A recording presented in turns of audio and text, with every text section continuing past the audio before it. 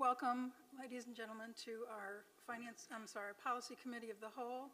I apologize to our community for our late start. We had a little bit of a delay getting up here from our closed session and getting everyone logged on to, including our Zoom participants. Speaking of which, one of our members, Commissioner Patterson, is still in isolation from COVID. I'm recommending that he be excused, if everyone's okay with that. Hearing no objections, I do think he is expected to join us via Zoom. And we do have a policy 2350 that only allows us to have one person zoomed in at a time in the absence of the COVID emergency. So I would at this time entertain a motion to suspend the terms of our video conferencing policy 2350. I have a motion from President Elliott. Second. I have a second from Commissioner Simmons. All in favor? Aye. Aye. Aye. Any opposed? Okay. So if Commissioner Patterson is able to join us, he can. If he is not able, then he's going to be listed as excused. The online voting is available. We'll give a moment for the online voting. I don't believe we have any speakers on the policies under review. We've already come back from executive sessions. That takes us to item 4 on our agenda, a review and acceptance of the minutes from February 1. I will entertain a motion if anyone is prepared to advance a motion. Motion. We have a motion from Commissioner LeBrun and a second from Commissioner Malloy. All in favor? Any discussion? All in favor? Aye. Aye. Aye. Any opposed? Okay, the minutes are approved unanimously. Thank you. That takes us to item 5. I'll give everyone a moment to vote electronically.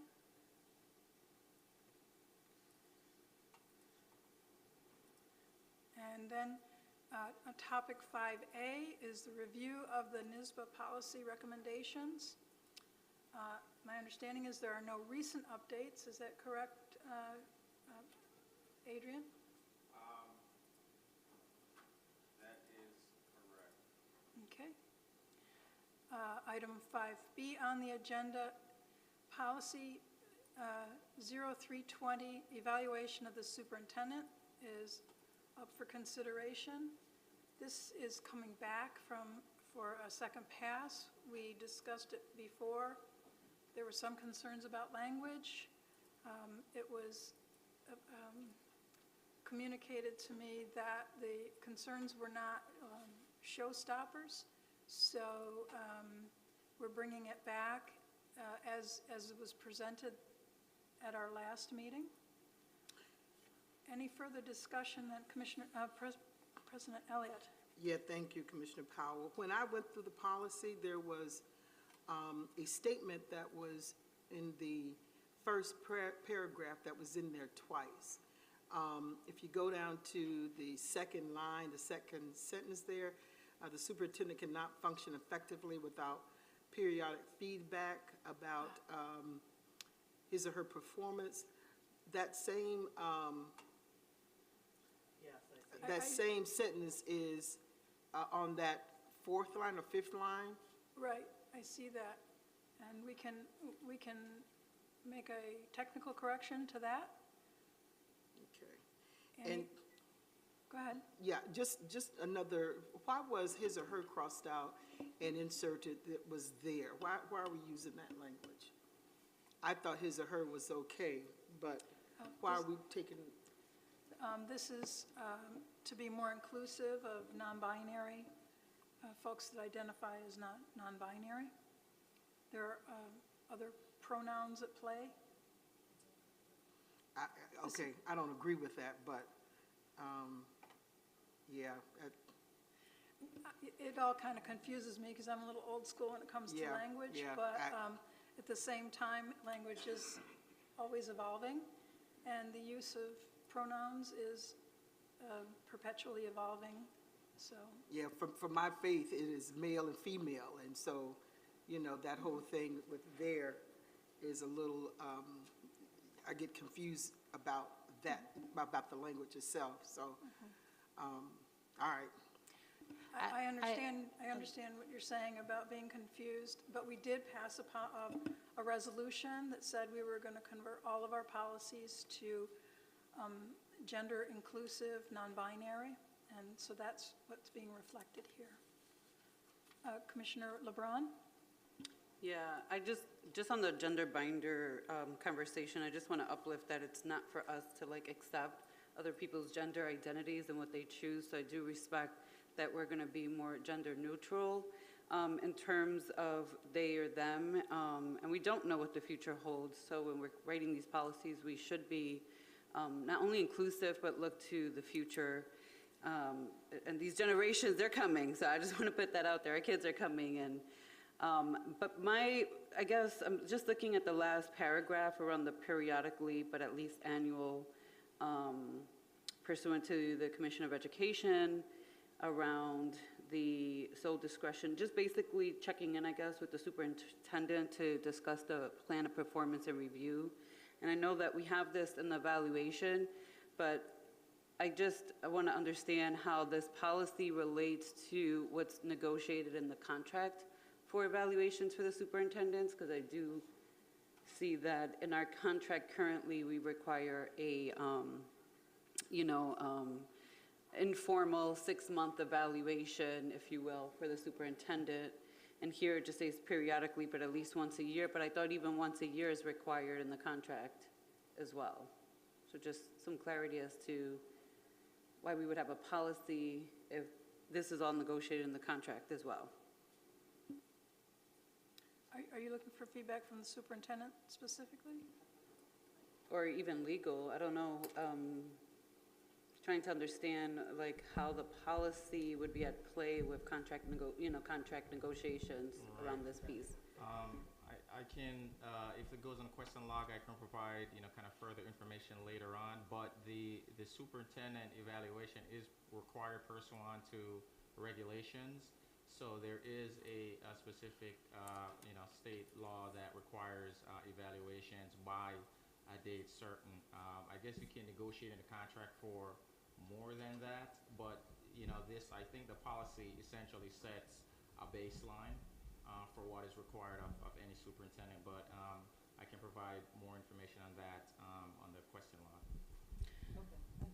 So what we tried Thank to do is thread the needle and make sure that we were creating a situation that was compliant with state law, but was vague enough on all other parts that could be changed based on different superintendent contracts.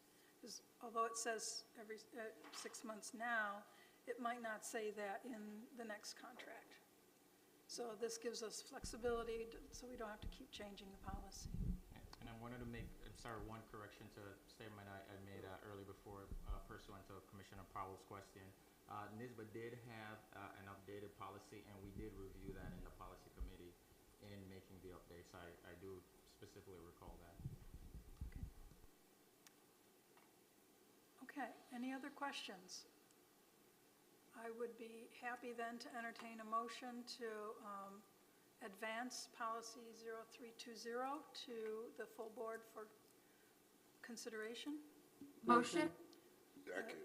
Commissioner LeBron and then Commissioner Malloy, although I did hear Commissioner Adams, he was the third to chime in. Okay, very good. All in favor? Aye. Aye. All right, I'm a no on that one. okay. So given that there are 6 board members present, that means the vote count is 5-1. Yes, and online voting is open. Okay. All right. Item 5C. Oh, I'm sorry, we just did that. Item 5D, goals for instructional program, policy 0210. We're asking that to be rescinded, I think, because we rolled everything that had been in that policy into either policy 4000, 4320, 4350, or 4730.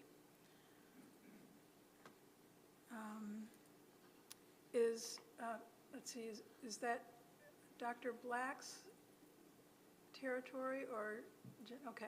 So there's no one who can actually affirm what I just said, other than Charisma and I, who have been shepherding this through. Are there any questions about? I did have a question, Commissioner, but since it's being rescinded, it's not necessary to Okay. ask. In that case, oh, Commissioner, you have a question? Yeah, just, you just mentioned some additional policies that this was rolled into. I just specifically would like to understand where the pre-K language was rolled into, which policy number that is, so I can look it up. So basically, I'm not sure why I didn't attach, I'm gonna add it on right now, Board Docs, but what the recommendation was from Executive Cabinet where it was that they was gonna rescind this one, and 4,000 was supposed to make up some of that language from 0 to 10. So if you give me 1 second, I'll pull that up right now, 4,000. We do have a whole, I'm sorry, I just spotted 4203, which is preschool special ed.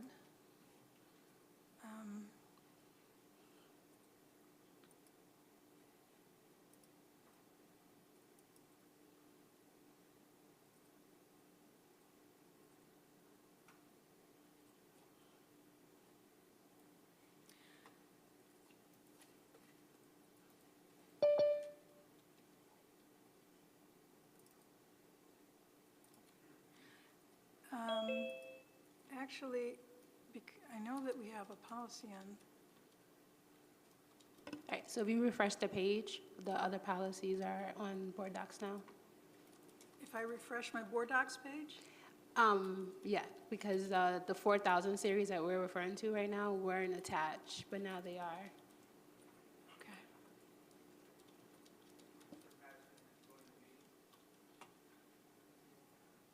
Were you all able to hear what Charisma said about?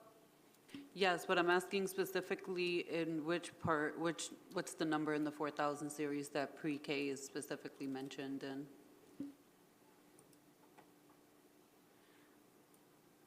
And that's a really good question, and if we cannot come up with the answer for you here on the dais, we're going to have to move past this, because I think that it is a critical question.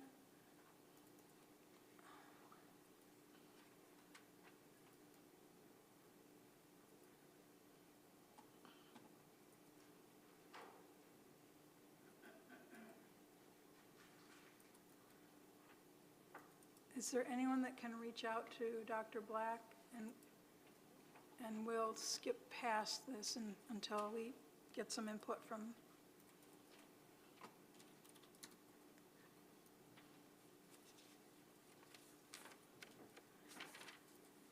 Okay, let's do that. Let's skip past 5D and 5E and go to Student Policies, Part 1. This is a packet that includes 4 policies. Charisma, do you want to walk us through the PowerPoint? Yes, give me 1 second.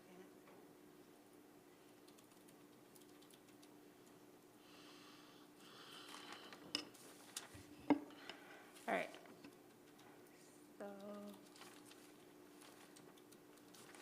So with Students Part 1, as a refresher, is a policy roadmap where the policies come to subcommittee first.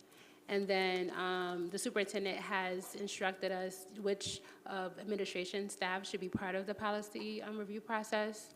So once the policies are reviewed, they are sent out to Executive Cabinet and other stakeholders for feedback, such as our advisory councils. And then they come back to subcommittee if there are any questions, and then they're brought to all of you for review. And so with this batch of policies, the following individuals contributed to it, based on administration, and then of course, Commissioner Powell, myself, and Adrienne.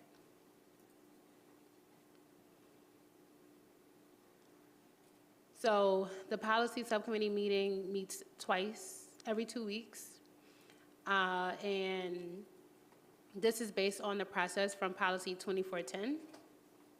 So with this set of policies, 5100, which is student attendance and withdrawal, there were no significant changes. And this policy may be in need of updating is what Nisba had recommended. For policy 5110, there were no significant changes either. The policy seems to have all the necessary elements, but the board is encouraged to have their attorney review for legal compliance, which Adrienne did review. For policy 5152, the policy has been updated, so that was looked at for a subcommittee as well. But there were no significant changes based on what Nisba had recommended. 5152.1, there were no changes. And then for 5200, the recommended from Nisba was to rescind this policy. And what has happened with this policy is that some of the language that were important key components were merged with policy 5210, which is student organizations. So 5200, actually, you will see in the next policy batch that Commissioner Powell will bring up. But for right now, the policies that we're talking right now are just 5100, 5110, 5152, and 5152.1. Other policies that are missing from this is the parent preference managed choice policy, which is 5153, which Commissioner Powell will talk about later on more about, and then 5191. They're both still under review by the subcommittee. Okay. So the next step then would be to walk through the first four from this presentation. We're going to hold off on 5200 until we have a review of 5210 in front of us, because you don't want to talk about rescinding one policy till you see how that language has been reflected in another, right? So if, let's take this one at a time. It's student attendance policy 5100. Can I have a motion to advance this? So moved. I have a motion from Commissioner Seconded. Adams and a second from Commissioner Malloy. Discussion on this topic. We're basically asking for it to be affirmed as written with only cosmetic and editorial issues. Hearing no questions, all in favor? Aye. Aye. And we'll give time for the electronic system to bring the question up. Oh, there. I did have a question. Okay. But is it too late? This, I didn't think we were going to do them this way.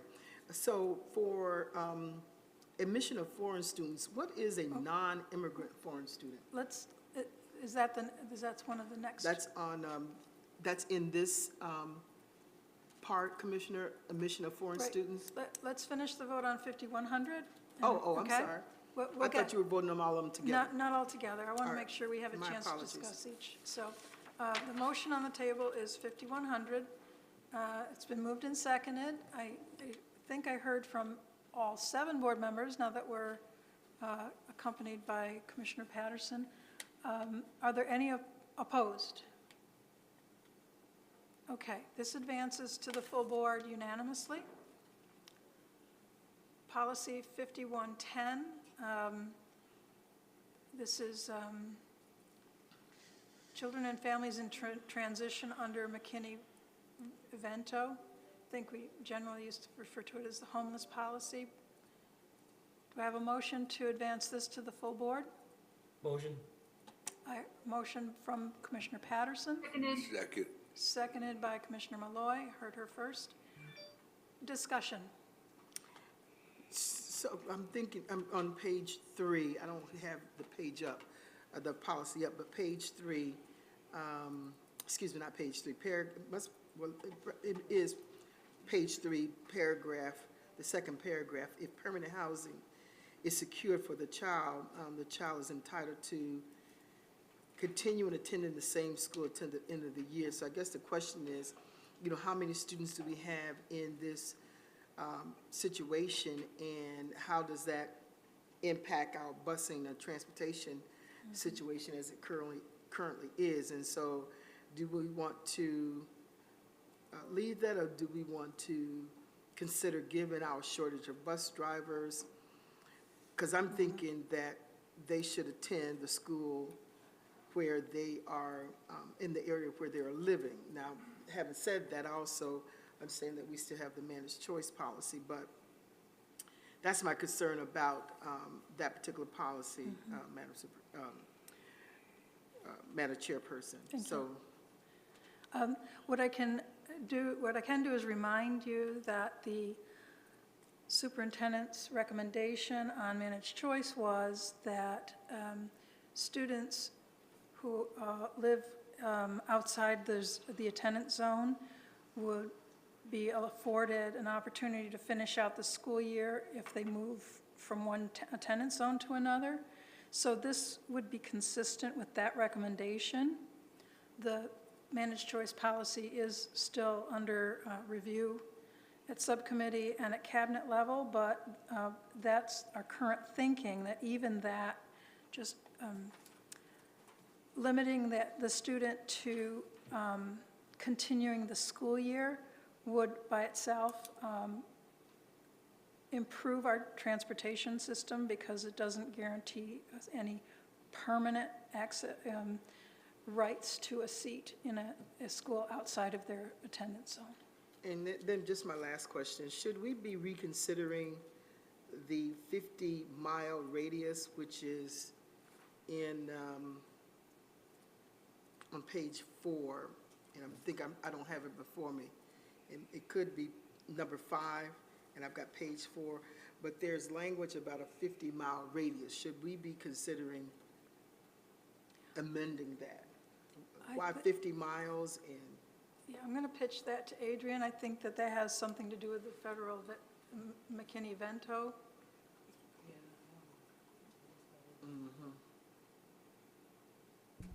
I believe also a lot of the things in the McKinney-Vento policy are required by law.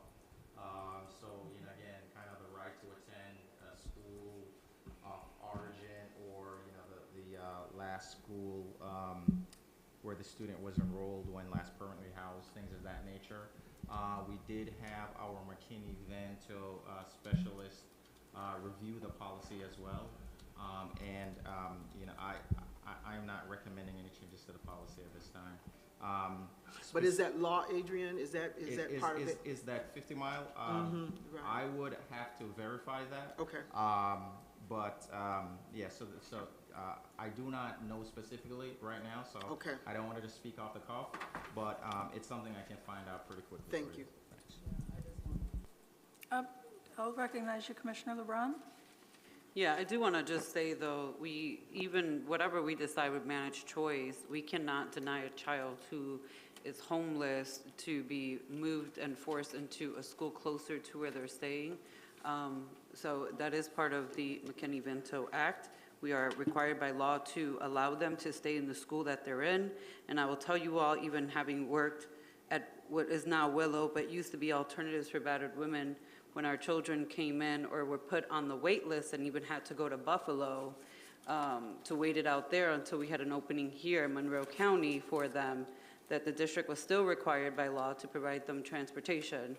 So I just want to be clear that it is driven by the act, and so there's changes that we cannot make to that act, and I just want to be clear to the listening audience that we are legally required to provide the transportation for a student who, again, of no control of their own, unfortunately experience homelessness. Thank you. Yeah, I can answer the question. Education Law 3209, transportation to the school the student attended when they were last permanently housed up to 50 miles each way, so it is required. All right, thank you. And that does answer directly Commissioner LeBron's point, but that law doesn't require that once they are permanently settled, that they have any particular right to a school that they were previously enrolled in. Once they're considered permanently settled, their rights become the same rights as any other student. Right. And that's part of what's under discussion with managed choice. It also appears in the admission of non-resident students policy, that same, until the end of the school year, is kind of a common theme throughout. And if we change one, we'd probably have to talk about changing them all. I just want to clarify, though, because I don't want folks to be confused, especially any parents may be listening. They are legally entitled to finish out that school year. So, yeah, you're correct. After that, you may or may not stay in that school. It's been my experience that the district has allowed students who experience homelessness to at least finish the grade that school went up to. But again, those are considerations that need to happen. But they are allowed to finish the school year, so I don't want folks to think that they're experiencing homelessness and your child is at one school, and then you find housing and get situated, and then we're going to force you to go into a school in the middle of the school year. Your child is entitled to finish that school year there. Which may really build in credence to conversations within the managed choice policy and within the non-resident student policy, that finishing out the student year or the school year should be the standard that we turn to, because then at least we're being consistent across all platforms. Well, for McKinney-Vento it is, but then the question is, shouldn't all our other policies that relate to student populations other than McKinney-Vento, shouldn't we have one standard across the whole district? So that's the point I'm trying to make. There's just pros and cons with that. Certainly, we would want to have that in effect if the scholar is going to graduate, but I think there are other factors that potentially come into play that we need to look at rather than making that determination right now, but would be open to looking at it. Okay. Any other discussion about this policy? Hearing none, are we ready to vote? All in favor? Aye. Aye. Aye. Any opposed? We're going to give the electronic system a chance to catch up. I'm going to do it manually. Oh, okay, all right. All right, that takes us to, sorry, I got to pull up the screen. Policy 5152, admission of non-resident students. And I know that President Elliott has questions about that. Yeah, that has to do- Just let me put it on the table for a motion and second, and then we can discuss. Second. Motion came from Commissioner LeBron, second came from Commissioner Elliott. Did I hear that right? Yes. Okay. All right, the motion is on the table. What are your questions? Thank you. What is a non-immigrant foreign student? What does that mean? They're here on a visa status? What is a non-immigrant? So in our instance, it would be a student outside of the United States who wants to enter into the United States. But that's an immigrant student, isn't it? Is it an exchange student, maybe? Whoa. Oh, you're still, And they either have to obtain. It's a way to say it's a foreign exchange Right. student. So why didn't we just say foreign exchange student? We should edit that to support. Please provide Can we that. change that language? Weird. Yeah. Yeah, that's weird. Or at least put it in parentheses, leave the legal term, but put it in parentheses so it breaks it down. Do we have 4 votes to change it? well, since that's a technical change, we could entertain that between now and when it's passed. without holding up the progress. Perhaps instead of saying a foreign exchange student, you say international exchange student? Might just be more politically Okay. correct. Since some words are loaded. Adrian, do you have any input into this conversation? We're looking at 51. Give me the seat now. Yes. Send it to And the everybody. question is whether we should change non-resident? No, a non-immigrant foreign student. Oh, it's not even in the title, it's in the body of it. Yes, in the body, in the first paragraph. Commissioners, I would just want to mention, maybe the reason why it was noted as non-immigrant versus foreign exchange is that sometimes there might be students who are of foreign descent, but they're not necessarily immigrants, and they want to exchange, they want to participate in this particular program, which is why they're saying it's not a process of immigration, it's swapping, so to speak, to be able to come and participate in our educational programs. I don't get that either. Well, those are State Department terms. It's a federal thing. Yeah. Yeah, I just want to add, though, if I can, Commissioner Powell, to that piece, is that it's still okay to say international or, foreign student or international students. I don't personally like the word non-immigrant. Okay. Yeah, so we'll make a motion. When would we do that, Madam Chairperson?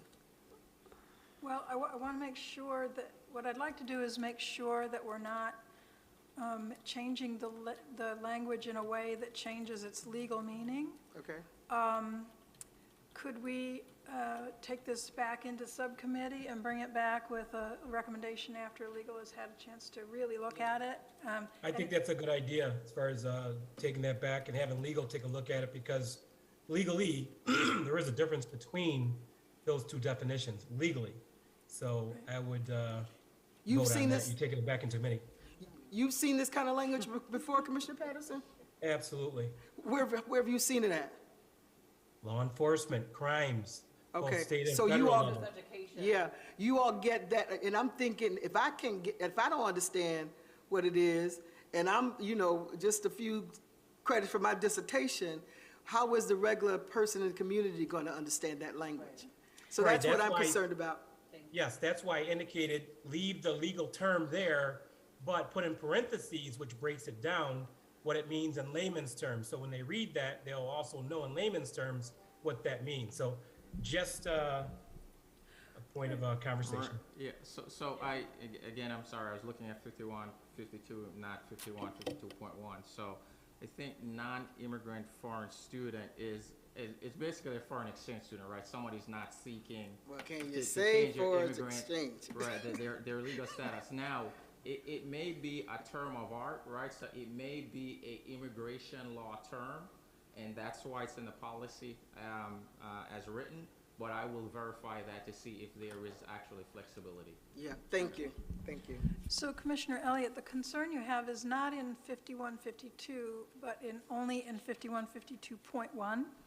Okay, I didn't open up the policies, I'm just going by my notes. Okay, because So- Yes, I'm scouring 5152, and I don't see that particular phrase in 5152, so we should get be it? able to proceed with this one?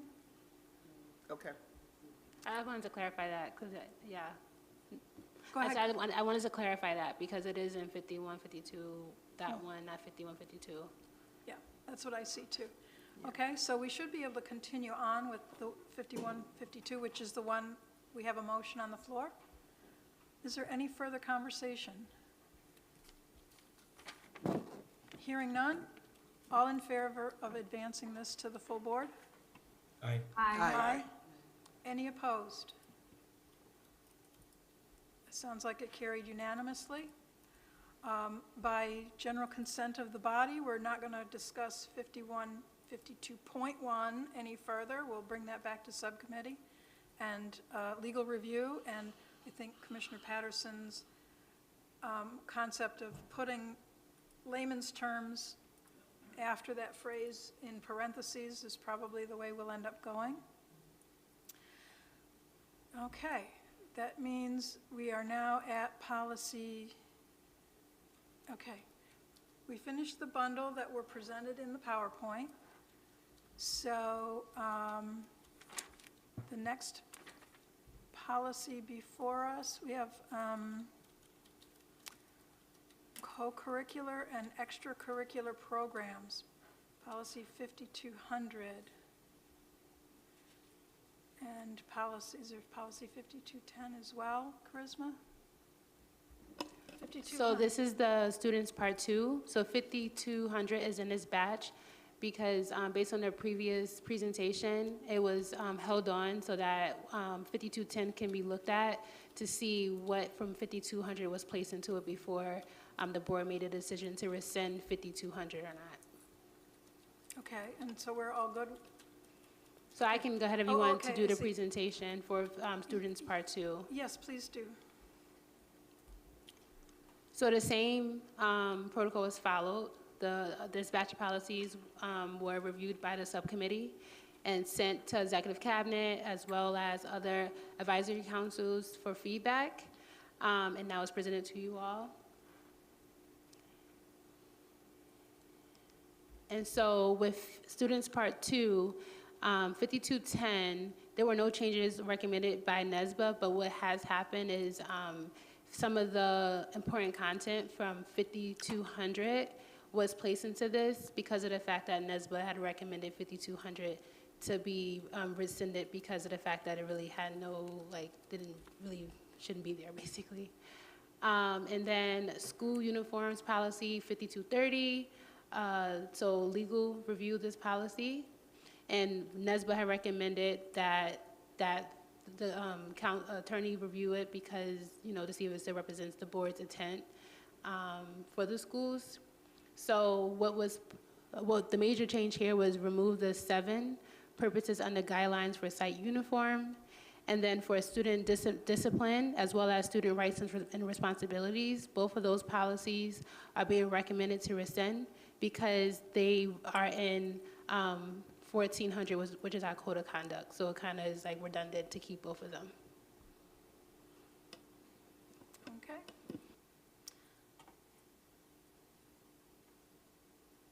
Do you want to keep going? As I forgot to mention, there are 2 policies still being under review from this batch, which are student publications, 5220, and then eligibility for extracurricular activities, 5305. In addition to that, we're recommending rescission of 5310 and 5311 because they've since been rolled into our code of conduct, student code of conduct. So, if we could start at the top with 5210, I would entertain a motion to move this into full board. So moved. Second. Moved by Commissioner Malloy, second by Commissioner Adams. Discussion. Again, we had a policy, co-curricular and extracurricular. Most of the content that pertains to sports has been moved into this policy because student organizations is a really broad term and most expansive.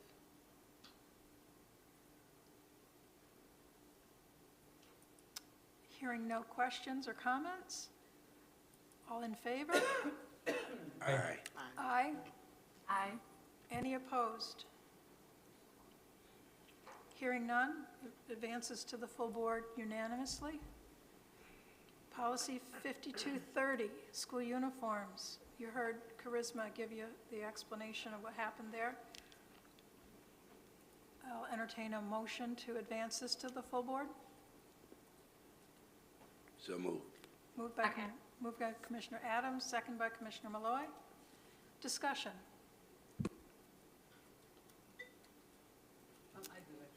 Please.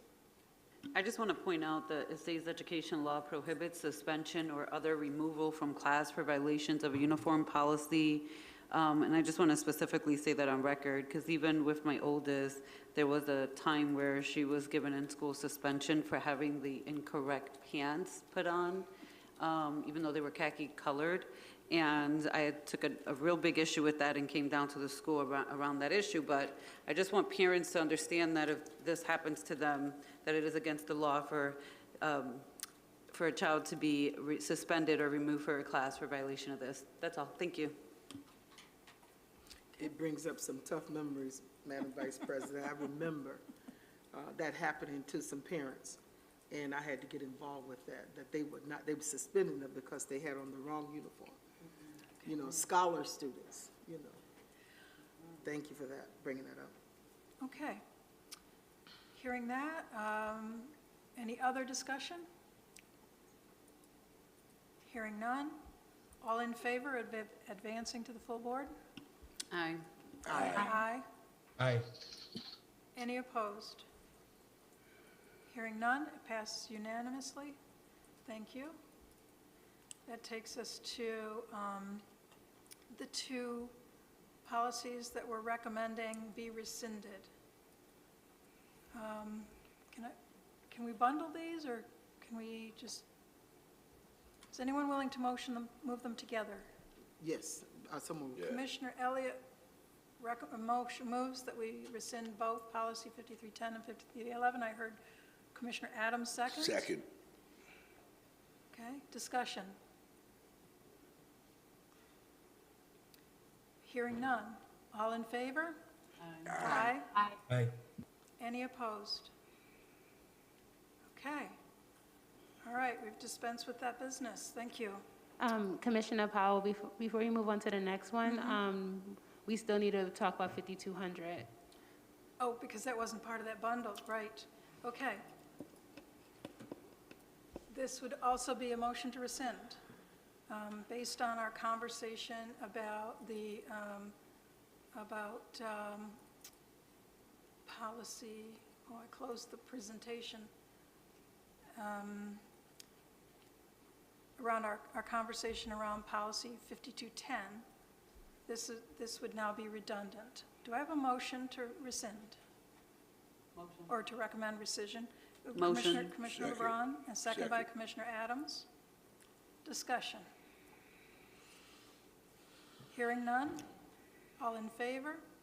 Aye. Aye. Aye. Okay, I think I heard from everyone. Aye. Any opposed? Just double checking. No opposition, carries unanimous. Okay, thank you, Charisma, for keeping us on track there. This takes us to policy, item 5J, closure of school buildings. This was discussed before and was taken off the table to go back to subcommittee and work on some language that would make it more, carry a stronger message of equity. I hope that you'll agree that we've done that. Which policy are we? We're 7,600. Yeah, I did have something for us to consider. Okay, for this. let's get a motion on the Oh. table. Motion. You have moved by our president, seconded by our vice president LeBron. Okay. So on page, what I didn't see here, Commissioner, I'm looking on the edited copy, not the clean copy. Okay. But on page, looks like page 2, number 4, after the board has reviewed the plan, what I saw missing to this was, oh, no, I'm sorry. Because I was looking here, maybe because I was up 6:30 this morning reviewing these policies. So what I thought that was not here was the neighborhood groups and the community being involved in participating in the discussion But around. you see it is there, I number C. see community, yeah. All right, Okay. so I'm good, thank you. Okay. Commissioner LeBron. Yeah, just some clarity around with an equity lens. That just seems so broad unless we're defining what actually is meant by an equity lens very clearly. So I have some questions around that piece. I just want to put, like, I just want to uplift, there's a piece here around like the fiscal impact of the school's closure on the district. I would actually, given my experience this year, would need that financial impact to be verified. If we were to ask right now where numbers came from and how those determining factors were presented, I don't think it would be a satisfactory answer. So I just want to put that out there because I don't want to be given a bogus number that there's no way to actually verify where that number came from. And that's been my frustration on many things, but certainly around this conversation, this last time when we were having conversations around school closure. So I would need that to be flushed out a little bit more around the financial impact and being able to verify those numbers for the board and the community. And then again, understanding what's meant by an equity lens in this context. I think we chose that language under number 1 because it was going, that section is being broken down into paragraphs A through F. And the concept of equity would be interpreted differently when we're talking about the impact on the school and school community versus the physical condition. So the framing of it is deliberately flexible to fit the different A through Fs. Your point about the fiscal impact, you know, that's the dilemma of writing policy in any case, is that it's, you know, the actual implementation of the policy, you're going to have cases where in one or the other of our estimation, the information presented wasn't useful or wasn't thorough or wasn't transparent or. So I think the point you're trying to make is valid insofar as the way we implement our policy, but the fact that we're asking for a description of the fiscal impact is pretty straightforward language. If you can think of a way or particular metrics that you would like to see, we could have that conversation, and we don't necessarily have to hold up the policy to do that. We could have that conversation when we go into first and second readings. If that's all right with you? Yeah, I'm actually okay with that. I just want to uplift, though, that I would, for me, would have to say verified data. And to be clear, this board should not be getting any data that can't be verified. And that's part of the issue. So I just want to be clear, like people should be able to say, this is how I came up with these numbers, and here's the formula that we used and all the factors that we looked at.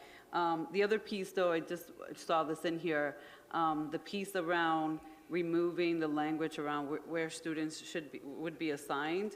I want to just say I do think that was an important piece that was never really followed in school closures, having experienced 2 school closures myself with my own children, you know, more than 10 years ago, 5 years ago. I do think that's an important piece that should be in there. If we're closing schools on families, they should have adequate information about their options and understanding their assignment or where their student's going to be assigned, and have that knowledge and not just be thrown into the managed choice policy because they're going to be put in an unfair position. So that's something to also consider even in managed choice, that if we're closing that child's school, that they have some priority over the selection and choice and how we make that happen if we're closing schools. Hopefully, we're not having conversations about school closures like every year, but it's one of those anomalies that we should grant some additional privileges, if you will, because of the unfortunate circumstances of a school closure. And lastly, I just want to put in here, when we're talking about an equity lens, and I'm going to keep bringing this up, we have 5 schools physically located in the Northwest by zone. And when we're talking about equity lenses, and we were literally just having conversations about potentially closing one of those schools and merging 2 out of those 5 schools. Now, in our Northwest zone under managed choice, we have schools listed that are not by the Postal Service zip code in the Northwest. That right there is an equity issue. The fact that we're closing leadership, which is the only 7th, 8th option for boys in the Northwest, is an equity issue. The fact that all 7th and 8th graders, boys or girls, starting next year, because leadership will be closed, will have no options to attend any school in their zone. And a 9th through 12th will only have the option of Edison, and otherwise, all those kids, 7th through 12th, will be forced to go into the other zones. So when we're talking about closures of school buildings with an equity lens, that's the level of equity I want us to also be mindful of. Thank you. Good points, valid points, both. Going back to your first point about the language change, the effort here was to actually grant more rights to the parents, not less. The previous language referred only to assignments where the district made the assignments and parents didn't, there was no inherent right on the part of the parent to invoke managed choice to try to gain entry into their choice of school. So this is actually an improvement over the previous language insofar as it gives more rights to the parents and the students rather than less. Okay? So, any further discussion on this policy? I do only have one observation. Charisma, each time I look up at the heading, I see that the file name is naming of school facilities when it should say closure of schools on both the clean copy and the markup. So it was making me dizzy thinking, wait a minute, are we talking about school closure or are we talking about school names? So maybe we could just tweak that a little bit. Okay, any further discussion? And we have a motion to advance it to the board through our three-step process. All in favor? Aye. Any opposed? Hearing none, it passes unanimously. Thank you. Okay. That takes us to policy updates. Item 5L. These are FYIs. I think you've already heard us that we're making some progress on the parent and family engagement policy. We're making some progress on the policy 5153, the managed choice. We do have a proposed policy 6200, long-range financial planning policy. This is the one that contains the information required by Dr. Jallo's financial plan within it. And we are making some progress on the BEC bylaws.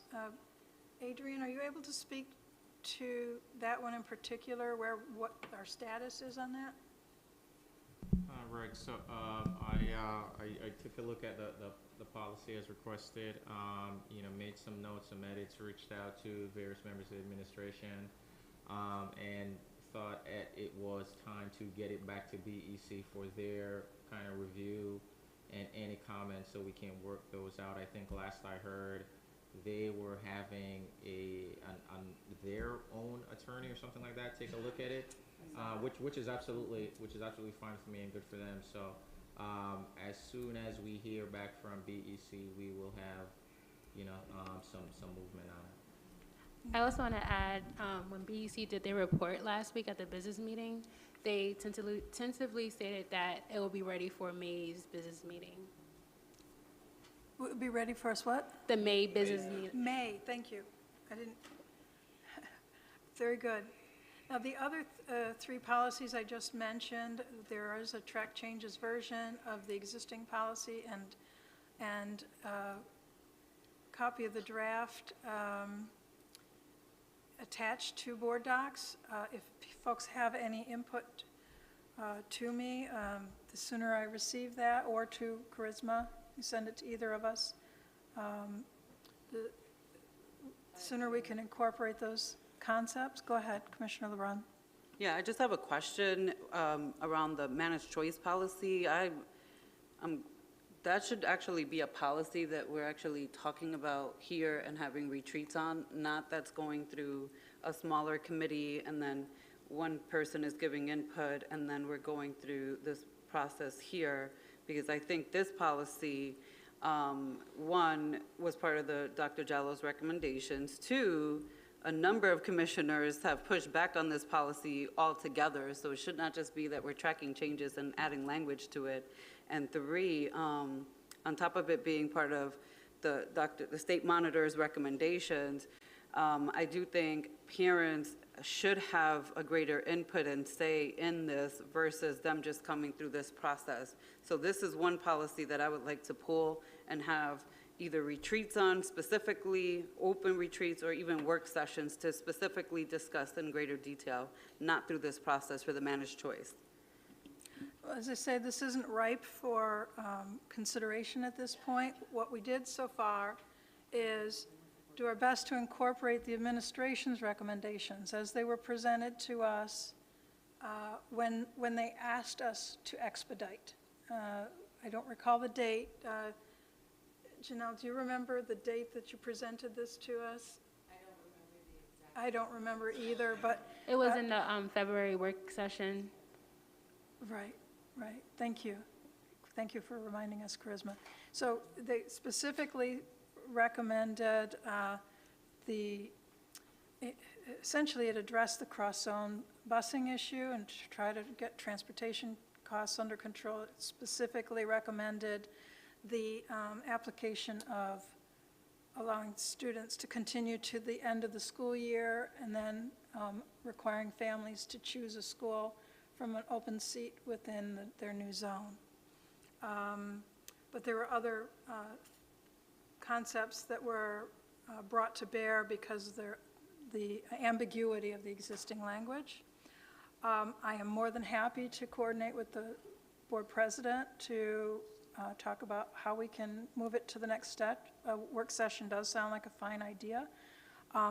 What I'd like to do between now and then, though, is if people have specific language that they want to bring, that we sort of get that on paper so that we know what we're talking, what our options are. But I just have to say, though, that it feels, and this is just how I feel about it, it feels a little underhanded and honest, quite frankly, insulting when we went from having a public hearing to doing a survey, which was not a good survey, it was a bad survey. We put out there to parents a survey with language that doesn't even apply to this district. So we went from that process to being able to gather input, which this community should be surveyed, input, gathering out, because I know I am. I'm done giving input. It's so exhausting to give the same repetitive feedback on what needs to change. But we went through that process to like, you guys are meeting and they're giving you language. We already voted temporarily to make some amendments to allow them to do some things even this school year for the savings that you just mentioned. I do want to go back to what Dr. Jallo's recommendation, but also back to the fact that we had a public hearing. I want to see what the feedback was from those public hearings, if we need to have another public hearing on it, if we need to re-engage our families and our parents around this and our communities. So not just folks who are currently in the district, but impactful to the people coming into the district. So I want us to go back to, and I will go back and look at when that survey was issued. I'm pretty sure it was last year, and there's an email chain about removing that survey. But going back to having this be a more community input, collective impact decision versus this way. Okay, I'm not entirely sure who you're directing the phrase underhanded to. I'm only going to say that the administration asked that this policy be expedited, and they did make a recommendation, and so I'm only outlining the steps already taken. I'm not asking that we push anything through tonight, and I'm happy to coordinate with the board president to see what next steps need to happen. I see that she's affirming that idea, And so that will be the next step, is we'll figure something out that will allow us to expand the conversation. Commissioner Adams, you have? I just, I'm hearing a lot of talk about parents and community. I just believe we as a board need to update our recruiting efforts of getting parents on these committees. We struck out, and we have not. We got to go back. We got to go back and get some parents on these committees. And I don't know how to go about it, but we got to figure that out. We got to reach out to the parents. Yeah. Oh, that reminds me. Charisma, I haven't seen Reverend Spar on the Zoom. Is she online? Has she been joined? Yes, Our she's parent there. rep has been on board. I sure hope someone's been checking to see if her hand has been going up, because we're very limited as to how we can see our Zoom participants. But we have had our parent present. She was with us during our subcommittee meeting as well earlier today. So, but you raise a good point, Commissioner Adams, because we said we would open this particular committee up to an additional parent. So there is still a seat available for another parent representative in addition to Reverend Spar. Good to see you, Reverend Spar. Thank you for making yourself seen. Okay? Thank you, Commissioner Powell. But if I can just, Commissioner Powell, just to respond to Commissioner Adams, I'll work with our board clerk and staff to see that we have that, our parents represented. Right. Commissioner Simmons.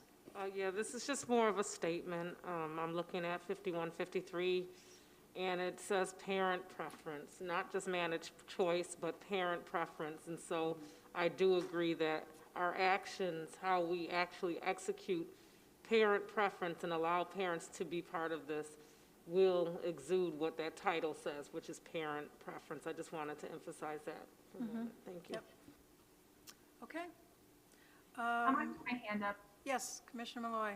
Yeah, I just wanted to, just to highlight what Vice President LeBron was saying. I feel like we've been talking about managed choice and the policy for really almost 2 years now. And I'd like us to take some action on it. And I don't know what those next steps are, but I feel like we're having the same conversations over and over again. And I feel like we actually need to take action. Yeah, and we should also consider not letting good be, or perfect be the enemy of good, or good the enemy of perfect, whichever way that phrase goes.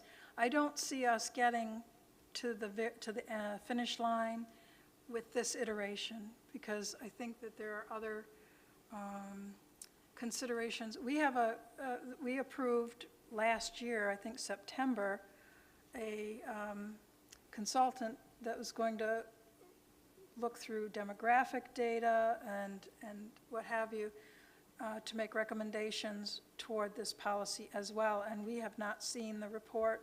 I'm not sure, I don't think the administration has seen a report from those consultants. So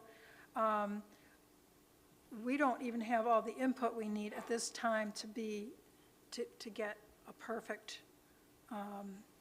policy. What would the impact potentially be if we were to have a resolution as a board to just simply eliminate the managed choice policy altogether? I wonder what the impact of that would be. All right, let me tell you, we have none of our schools have boundary lines anymore, if catchment areas, if you will.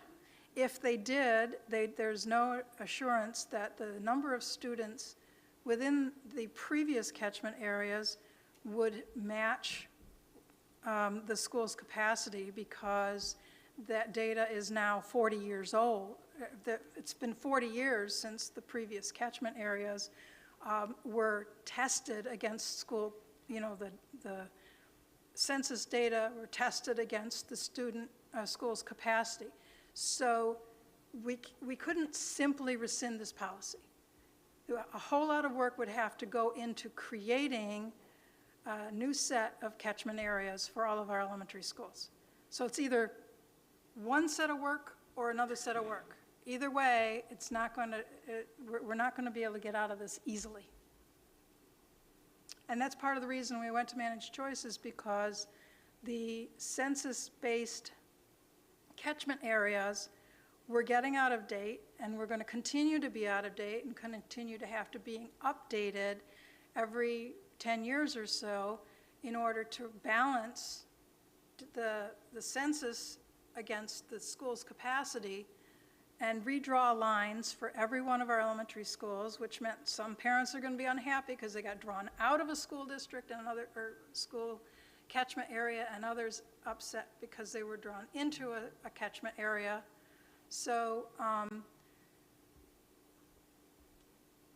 the short answer is rescinding the policy would create chaos in the absence of substitute.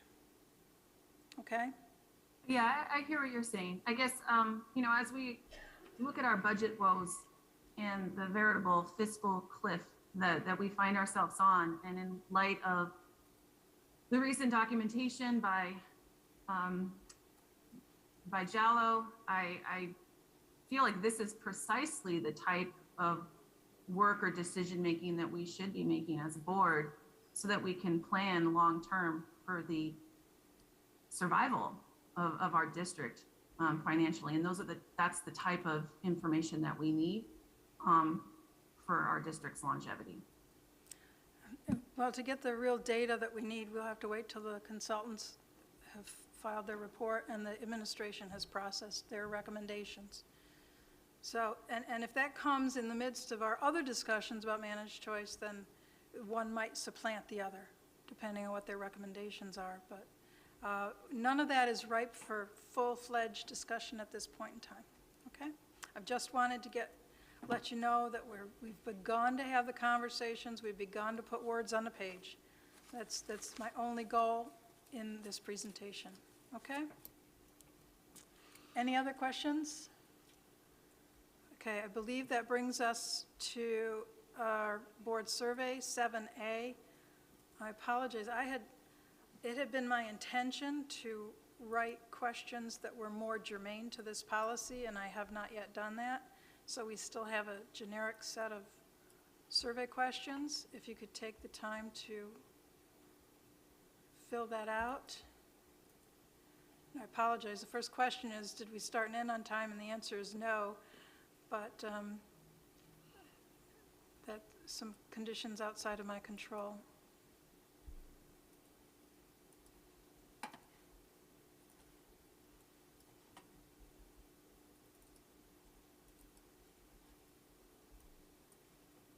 I don't have access to board docs this evening, just so you're advised, Willa. Okay. Charisma, are you able to send the link to the survey question? We'll see if you can get it another means. Yes. Yep. Give me about 60 seconds. I'll send it. I'll forward it over to you, Commissioner Patterson. Thank you.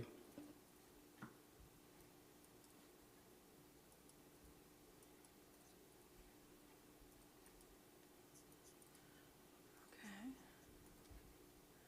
If everyone else has finished the survey, I think we're at that point in time where I can entertain a motion to adjourn. We're not going back into executive. We are. We have to go back into another, is that as a special meeting? Yeah. Okay. It's an executive session. Okay. Is it a special meeting? So what we'll do is I'll adjourn Then and give you executive the gavel, okay? So motion to adjourn executive session came from Commissioner LeBron, Second. seconded by Commissioner Adams. All in favor? Aye. Aye. Aye. All right. President Elliott, the gavel is yours. Yeah, we're going to special meeting, Then executive session. then executive session, yeah. Okay, The gavel is yours, Commissioner thank you. Elliott. Trying to see where the agenda is for special meeting.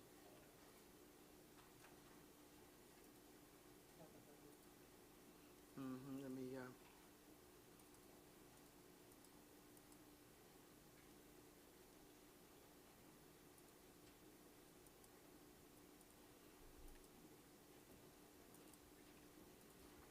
okay, so I'm going to call to order the special meeting to convene for consideration of resolutions.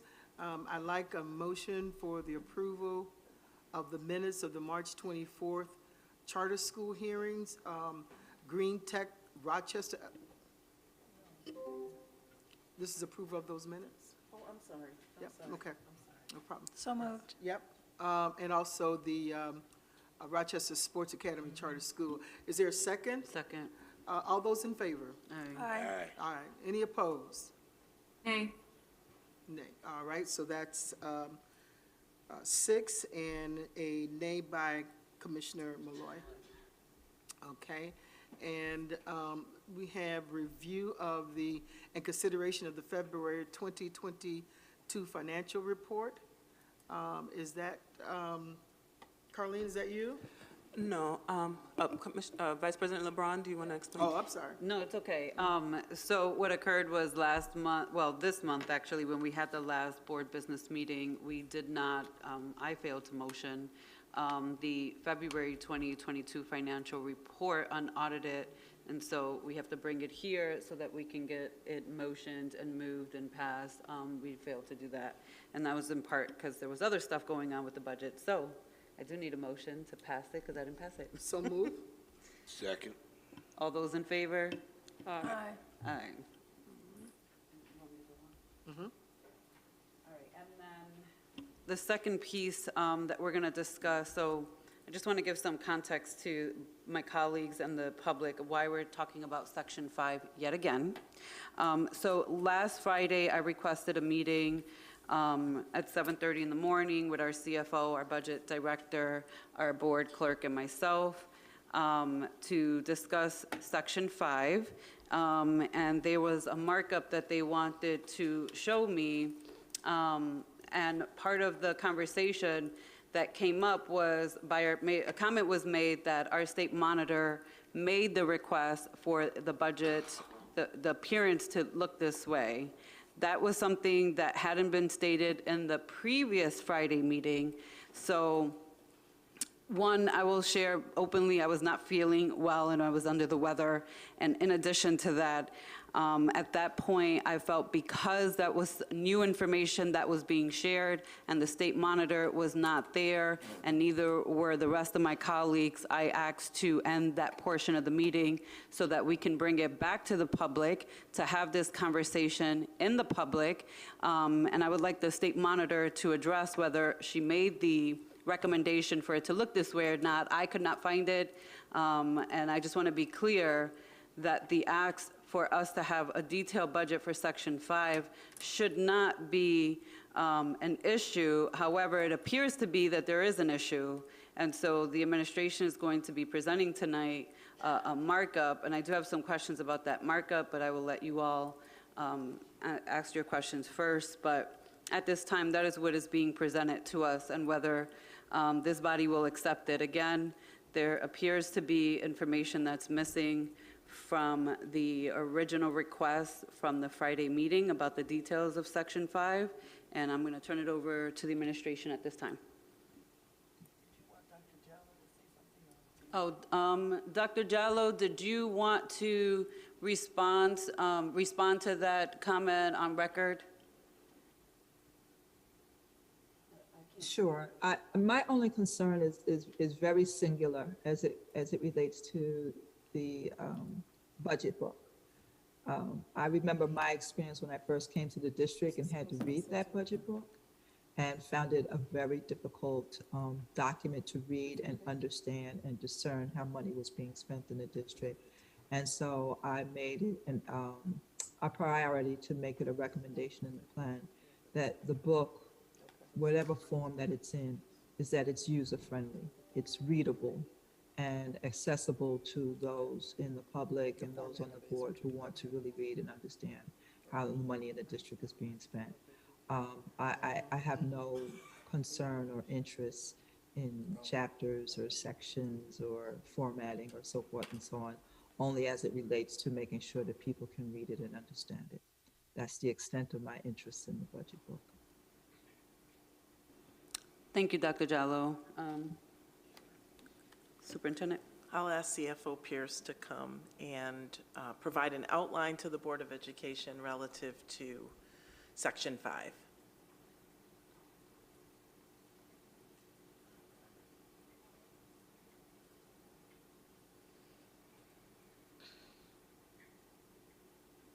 Good evening, everyone.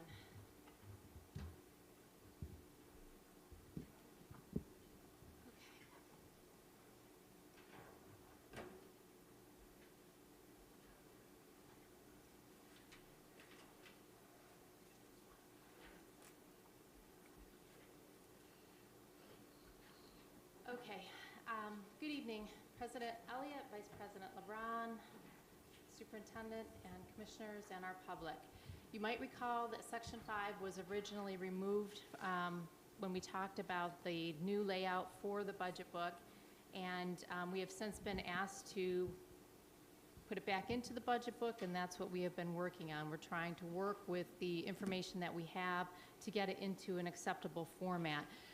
Please understand that with our financial system, it's not the same as other districts where you can just hit a button and then financial reports are produced so that you can have your budget document created expeditiously for you. Everything that we do with our budget book is absolutely a manual process. When we made the comment regarding Section 5 and how we interpreted that it was supposed to be aligned, we were following the direction within the financial plan that our account codes needed to move to the uniform system of account codes by New York State.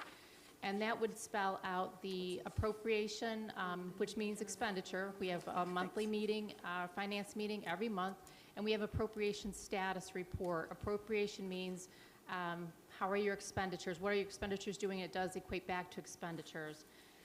So what we had done was we tried to align, at the request of the board, we have recreated Section 5. This evening, I am passing out to you the old copy of Section 5 as it was in the budget book last year. And then you also will have a copy of the newly proposed Section 5. And this is literally, at this point in time, is a cut and paste out of the budget book from last year. So again, please accept the fact that it is a crude, a very rough draft, but I don't want us to get lost. I wanted to take it back to what you were familiar with. So if you take a look at the copy that was provided to you this evening that has the pie chart, that is the old copy. That is the copy out of the budget book from last year. I ask that you please do not pay attention to the numbers on the pages because, again, they're for illustration purposes only. What we were reviewing this evening is format and wording, and that's what we're going to go over. So on the old copy, you'll see the pie chart. On the new copy within the new book for this coming year, for 22-23, the pie chart will be removed. You'll also see that we're changing the language from amended budget to adopted budget, from proposed budget to draft budget. Though that is the terminology that is recognized throughout school districts. So again, minimal change, but it's a change that we'd like to bring forth. You'll also see that you're going to have a change on the first full section there. Let me scroll down here. Looking a little bit different, but then what's happening behind that is in actuality, we are giving you more data, more information than you've had in the past. The names are changing slightly in some cases, but in other cases, they're not changing at all. So where you may have had other compensation and benefits reported to you in the past, if you go to the second page, you're now going to see that defined as non-salary compensation. You will see, too, that we are properly naming now the cash capital outlay. That was the previous name in the old copy. The correct name for cash capital outlay is equipment.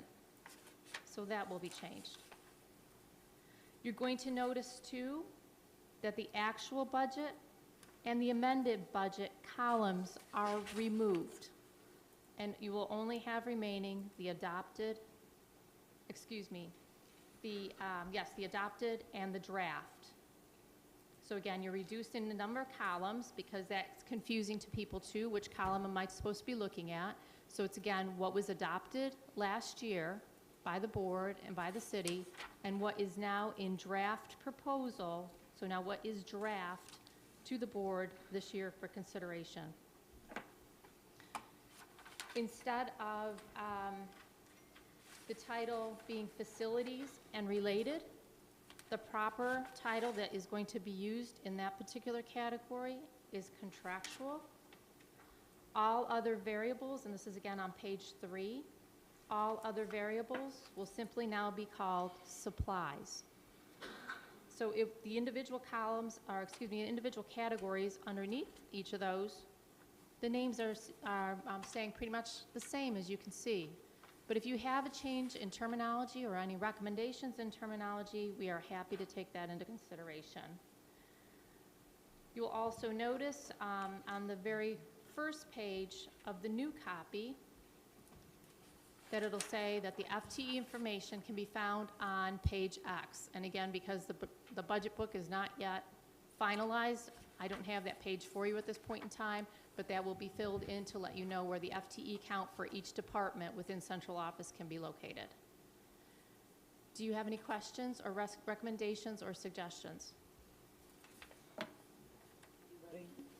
I just want to point out that the board voted that Friday specifically to put Section 5 back in the book as Section 5 existed last year. So what's being presented is still additional changes. And so I just want to point that out because that's literally what we voted on. And I am going to ask Kalia to look up that resolution for the language so that we can go over that language again. And so I'm not comfortable that something else is being presented tonight, specifically with changes that look in the same format as the other book. And I just want to be clear that I'm not understanding what the formatting issue is. The formatting happens in the communications department and not the finance department. So let me just ask this question.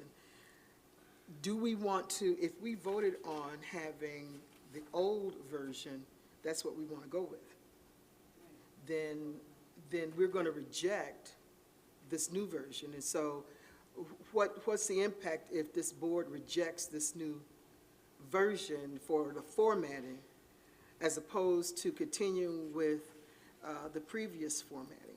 It'll be inconsistent with the rest of the book. So this is the format in the rest of the book. And so again, if we're trying to alleviate confusion with the public, this section will be different than the rest of the book. And so we were trying to, again, make it more simplified for the public to keep each section in order, because as you go down through each section, the first page is the overview, and then it's broken down into detail as you go along, and that's the structure of the rest of the book. If it's a matter of the pie chart, I guess I need to know specifically then if it's just saying we absolutely reject, we being the board absolutely rejects all of this, and that's what the vote was. That was not my clear understanding. I was trying to, again, stay in compliance with what we were being asked to do to align the book with the budget account codes, again, looking at the function and the object, but I'm happy to go back one more time, and we did try to clarify this before we came into the meeting tonight. Unfortunately, we weren't able to get together, so that's regretful, but we'll take it out one more time. Well, but if this part, the old formatting is going to be inconsistent with what we have now, let me just ask you, Commissioner, Vice President LeBron, are you okay with continuing? So we need to have the book to go back to its original formatting, what we brought up, the entire book? So let me be clear, again, I go reference back, I'm going to ask the board clerk to pull up that language now so that we can read that language back on record. I can't see that, colleague girl, I'm too blind, girl. I can't see that you largening it that way either. If you could just pull up the actual resolution and the language used in it. So I just want to be clear, even when we took the vote on that Friday, was my understanding that Section 5 would be put in as Section 5 previously existed in the book with the same level of details. So I just want to be clear. I think it is clear up to this point that this community is already confused about our budget and when we're going to have a budget, what the budget looks like, and the feedback even for folks who got a glimpse of the draft that was up for a short amount of time was that it was already confusing. So I don't want to use language like the community is going to be confused. They're already confused. They don't know what's going on. We are inconsistent around some things ourselves. And also, I'm going to ask for an update tonight, but I still remain concerned that we're even going to have something that is accurate by the time we need to start deliberations. And that's just the reality of where we're at right now. So again, I just want to be clear that there should be a level of detail in here that is clear to the community, to have them crisscross and use hyperlinks. And the goal was to reduce the budget book. It's almost 1,000 pages. Yes, there were things in there that they did not legally even need to be there that were in there. We shouldn't have those. And I will tell you all, Dr. Jallo has made a recommendation that I hope that after July 1st we can do, which is to go back to the old budget book and go section by section and look at what we actually want to keep and what we don't want to keep, so that we draft the budget that way versus even the old formatting. So to use the concept of the codes have changed. The codes can change. It should not take away from, again, what's coming in and what's going out by department. And I'm glad that you gave some visuals, because I pulled them up from the website. Even if you go to the position summary in the old budget book, the fact that it now exists somewhere else, that's great, but we need it to exist in this particular section. This is the section that includes the central office functions, including the board, the administration, legal. This is the section that the community often does want to see in greater detail, because this is a section that people often view that takes away from kids in schools. So they should have that level of detail. We should be as transparent and as clear as possible. To have them zigzagging through our budget to get that information or oversimplifying can also be a way to not be transparent. And I've said the speech already, I don't want to support that. So if you can read the language, board clerk, because I don't remember the specific motion, but I do remember that Friday being very clear, Section 5 as it was last year. The motion language reads as follows. Motion to change the format of the draft 2022-23 budget book to reinsert Section 5 back into the document. That was the motion voted 7-0.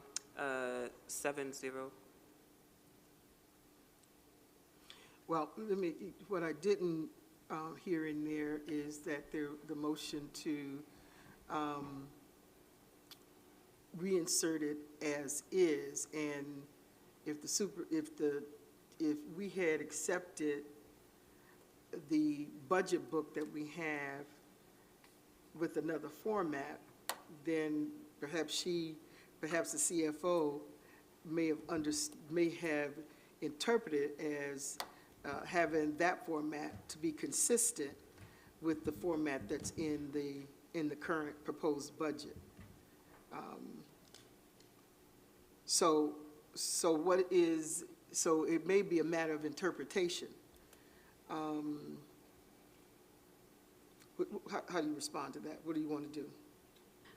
So even though the motion passed that way, we had extensive conversation for a little over an hour at that meeting. Okay. I think we can go back to the minutes and even the record to look at the way that the conversation was had around the section. Mm-hmm. I'm confused that they're confused around the confusion. That's what I'm confused about, because I thought it was very clear that we were saying Section 5 as is needed to be added, the level of detail, the level of transparency that people are going to want to see specifically for this area. There were things, other sections of the budget like school profiles that were changed and adapted.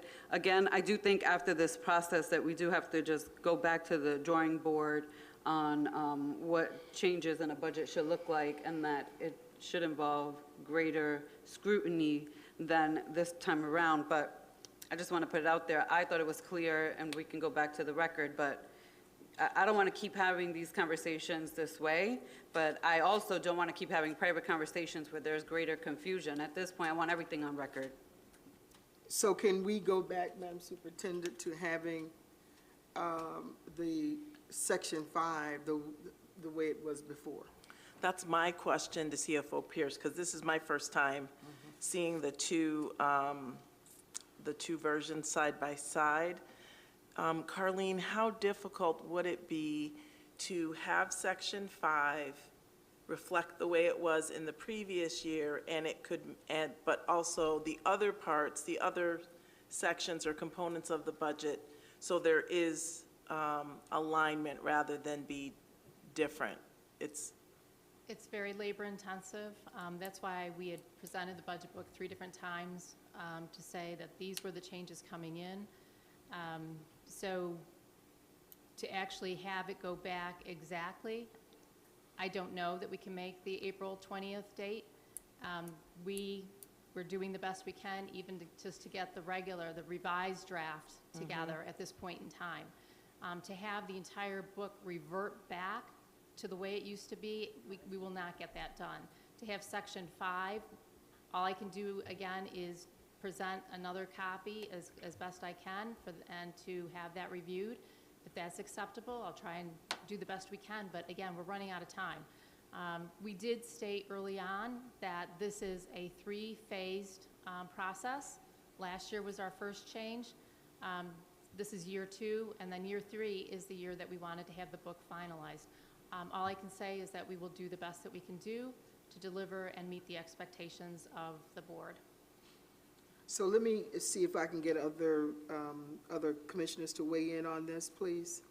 Let me start with Commissioner Adams. You have any thoughts on this discussion, to add in this discussion? Commissioner Patterson is up on the screen as well. Commissioner Patterson? Yes, can you hear me? Yes, we can hear you. Right. My thought is on the matter. I know we want to do everything in front of the public in these forums, but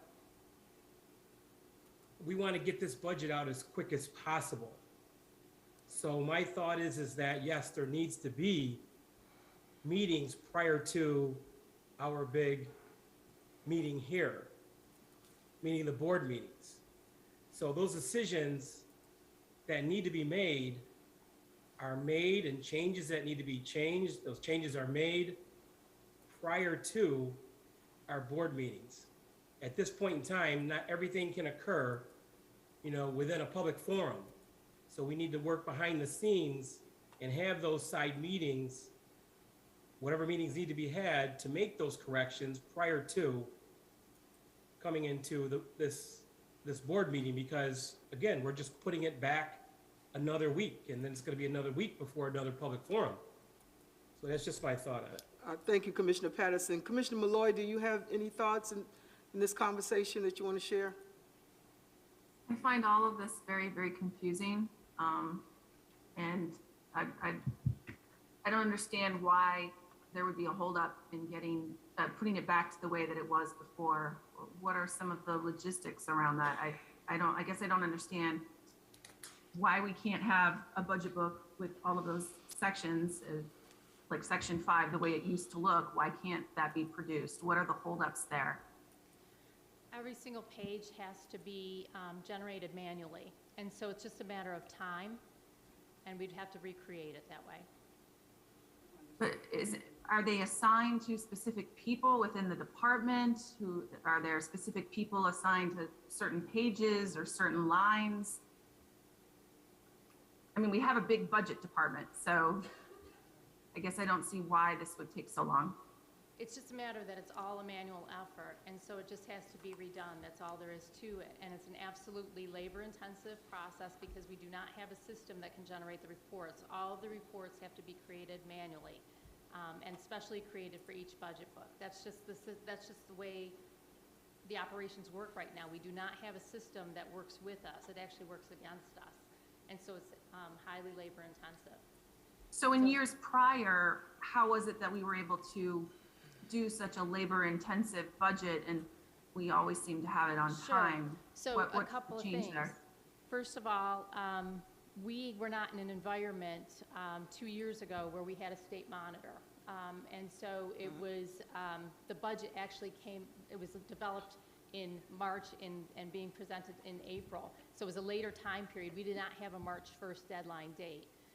Also, it's become absolutely critical that as deadlines are being established, because we do have a state monitor now and because our budget is now due on March 1st, all the deadlines that are established throughout the budget season absolutely have to be met.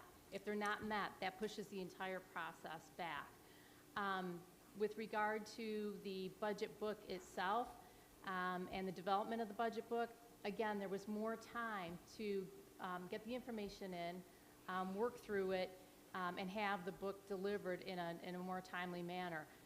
As you are all aware, we had much more being required of us this year. That was additional responsibility placed on the financial team to say that we had additional deliverables from the state to say, okay, last year you had X, Y, and Z due into the state. This year, that was greatly expanded. The deliverables we had to send into the state, as you saw by the packet, and numerous people had commented on the nearly 200 pages, that data had to be accumulated prior to us even working on this. We had gone through the process, too, of saying, again, on 3 different occasions, as I recall, that we needed to, as a recommendation in the book, we needed to reduce the book and to make it more user-friendly. We had made presentations on that format and thought that we had come away with an understanding, with a thumbs up from everyone. Yes, this is a format that we find acceptable, and so let's go forward with it. Obviously and clearly, there was a difference of opinion on what was considered to be acceptable. We accept that, and now we just need to continue to work through it.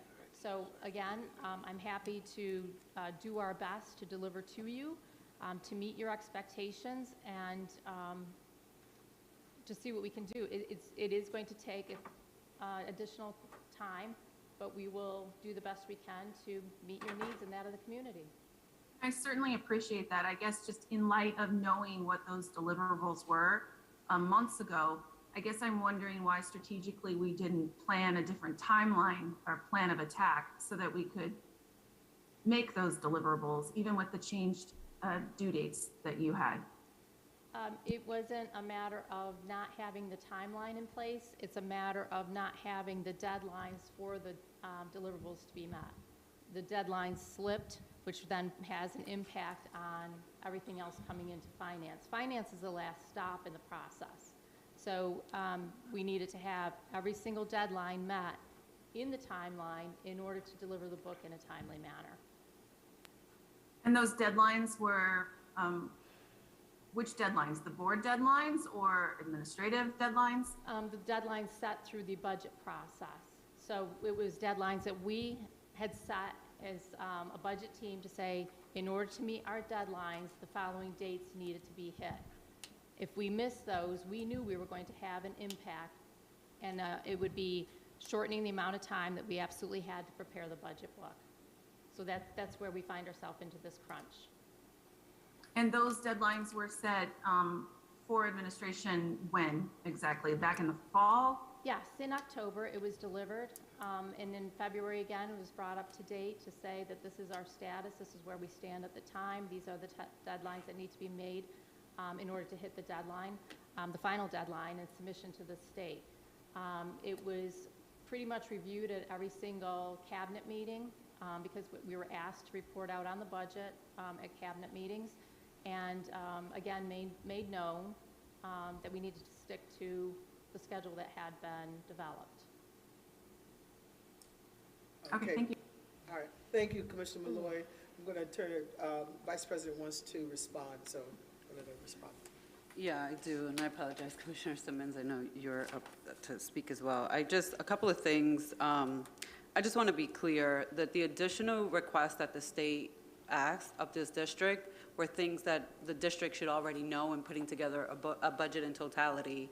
And they were very clear about that to the administration. It wasn't like we were producing an entirely new budget just for the state. We also submitted a budget to the state that was incorrect.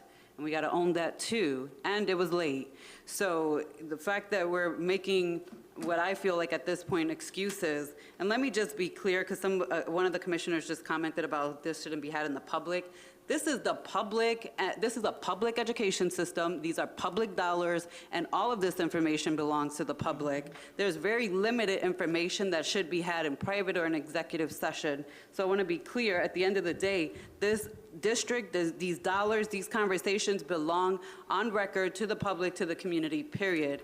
The other piece I want to say is that the entire finance team that has been working on this budget this year were the ones that worked on the budget last year in the exact same format. I just want to be clear about that. And we had a state monitor last year, and we went through a budget hearing for the state monitor last year, and she gave her recommendations last year. All of that is record.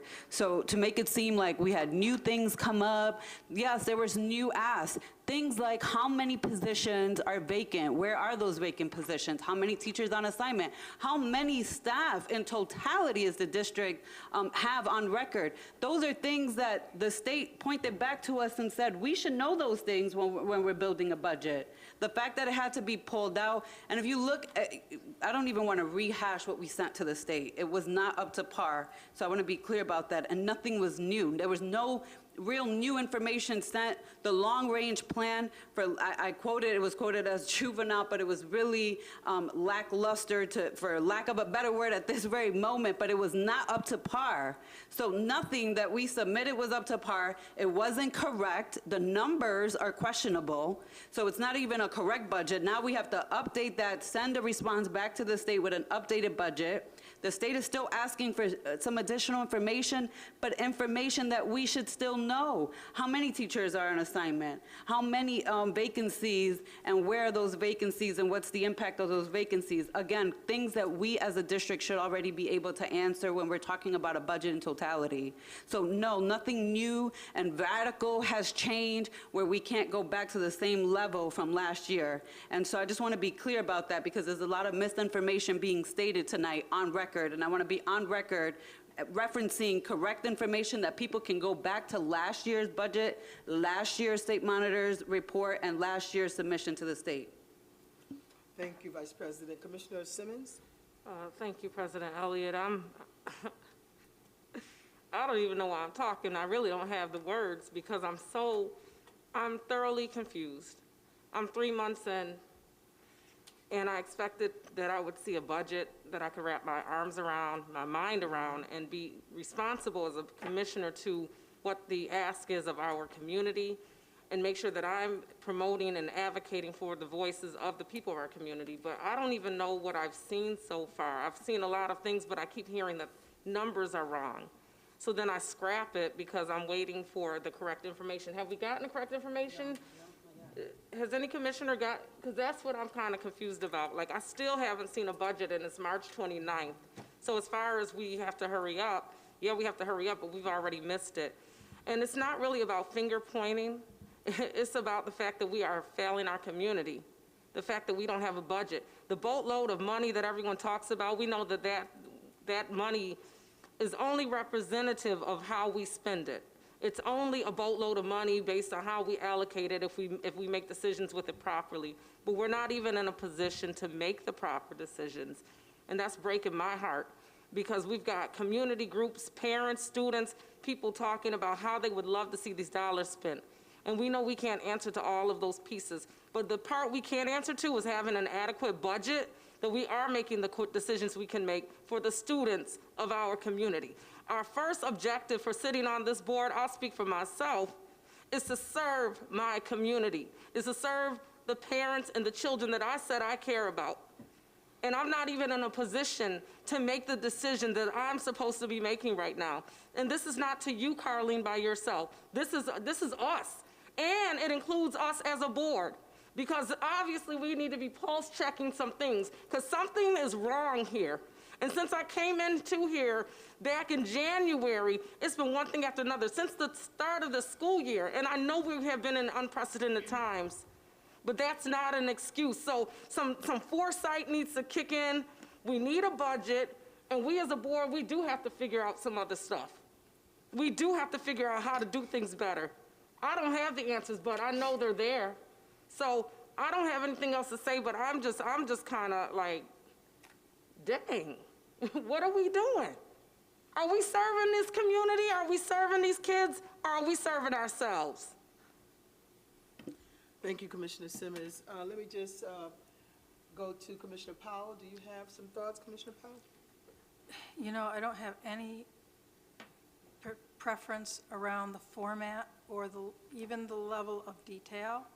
My focus is on the fact that the budget that was presented to us was presented with a $30 million pull from fund balance, revised to show us that there's an additional, would need an additional $6 million because the revenues were over projected, and I haven't seen how that gap is going to get closed. I actually pulled up the law that governs our state monitor appointment, and I don't have it in front of me anymore, but language to the effect of the monitor shall ensure that the revenues and expenses are balanced. Well, when you have to use fund balance to close the gap, it's not in balance. I think that's what the state monitor's message to us was in her most recent communication with us. My expectation is to see a budget that eliminates that $36 million gap. And I don't care what it looks like. And if the conversation about what it looks like distracts us from getting the work done of actually providing better numbers, all the less I care what it looks like. Thank you. So, oh, I'm sorry. That's okay. The superintendent. That's okay. Good evening. And we all certainly share your concerns, and we appreciate we acknowledge the fact that this has been frustrating. This has been a budget process, certainly like none other than I know you all have experienced and that I've experienced as a superintendent now in 2 districts. Just so the public knows, the board officers, my deputy superintendent, my chief of communications, my chief financial officer, the district clerk, Dr. Jallo, and I, we all met for several weeks to review the budget, to go over timelines, and to look at process. We have discovered that there are some inaccuracies, and we have worked to fix those. You heard last week CFO Pierce talk about the fact that we needed to make additional reductions based on the premium of obligation of $6 million. So we've been working on addressing that as a team. Our cabinet literally has just about reviewed the budget line by line last week to make sure that the budget is accurate and that the board has trust in what we are presenting to them. We have identified additional cuts. I hear you, Commissioner Powell and others, that we have too much reliance on fund balance, and so we have worked to whittle that number down and made significant progress, including today, over the use of appropriated fund balance. So I think you will be pleased at the progress that's been made. We know that that is certainly problematic, and we cannot add to our structural deficit. I do depend on the knowledge of our finance team to guide us through this process. We look to their expertise, and I'm certainly looking forward to Carlene and the rest of her team to take us over the finish line. We do have a letter from Commissioner Rosa requesting some items, and we will be working on addressing that. We received that about an hour or 2 ago, and so we will be addressing. I do feel good about the fact that the things that she's asked for based on what Dr. Jallo has recommended to her, we have made good progress on that, and we look forward to showing you that.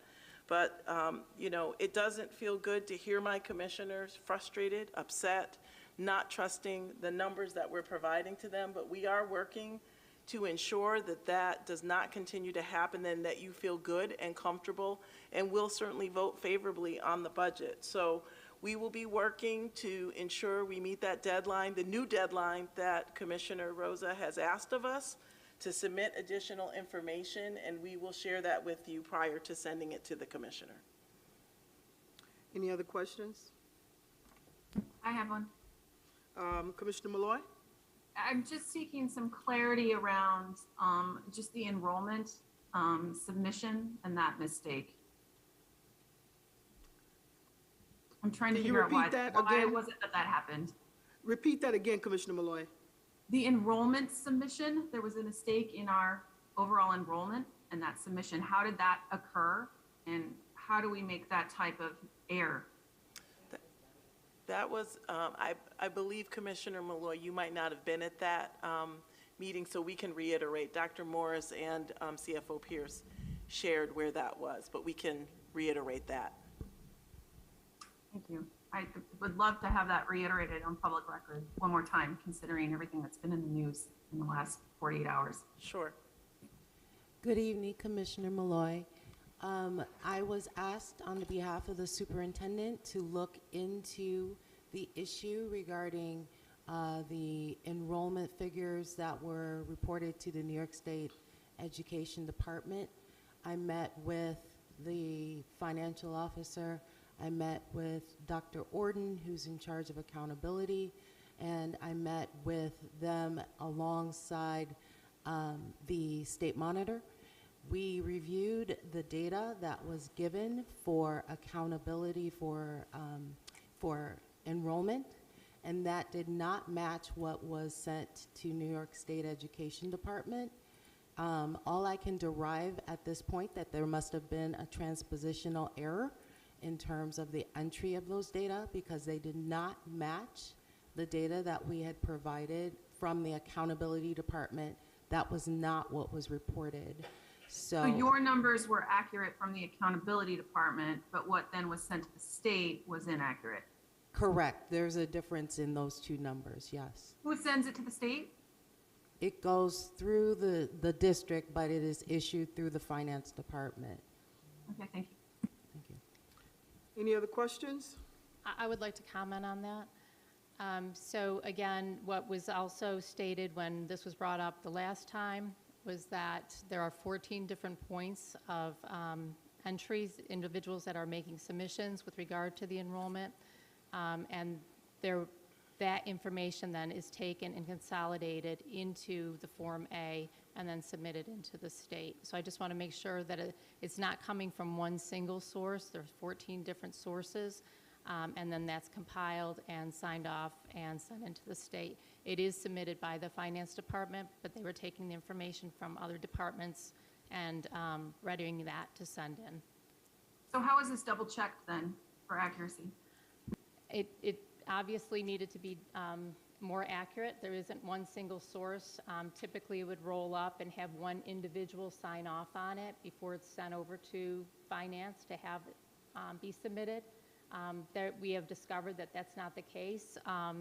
Dr. Morris has asked that the procedures be rewritten or written to ensure in the future that not only will I sign off on it, but she will sign off on it as well for submission. So that is the new process that will be put in place. Thank you. Any other questions?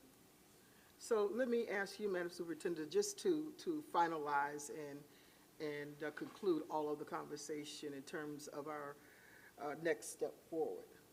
And when will we get a budget? And we've got some deadlines from State Education Commissioner, but just wrap up for us, please. Sure. So we have a deadline at the end of the week to submit a few items to the commissioner, which include the budget, any changes that we've made. So it will include all of the additional reductions that we've made since the March 16th, 2022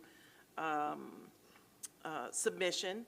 We also will be sending information on some staffing around FTEs, vacancies over, I believe it's a 3-year historical context.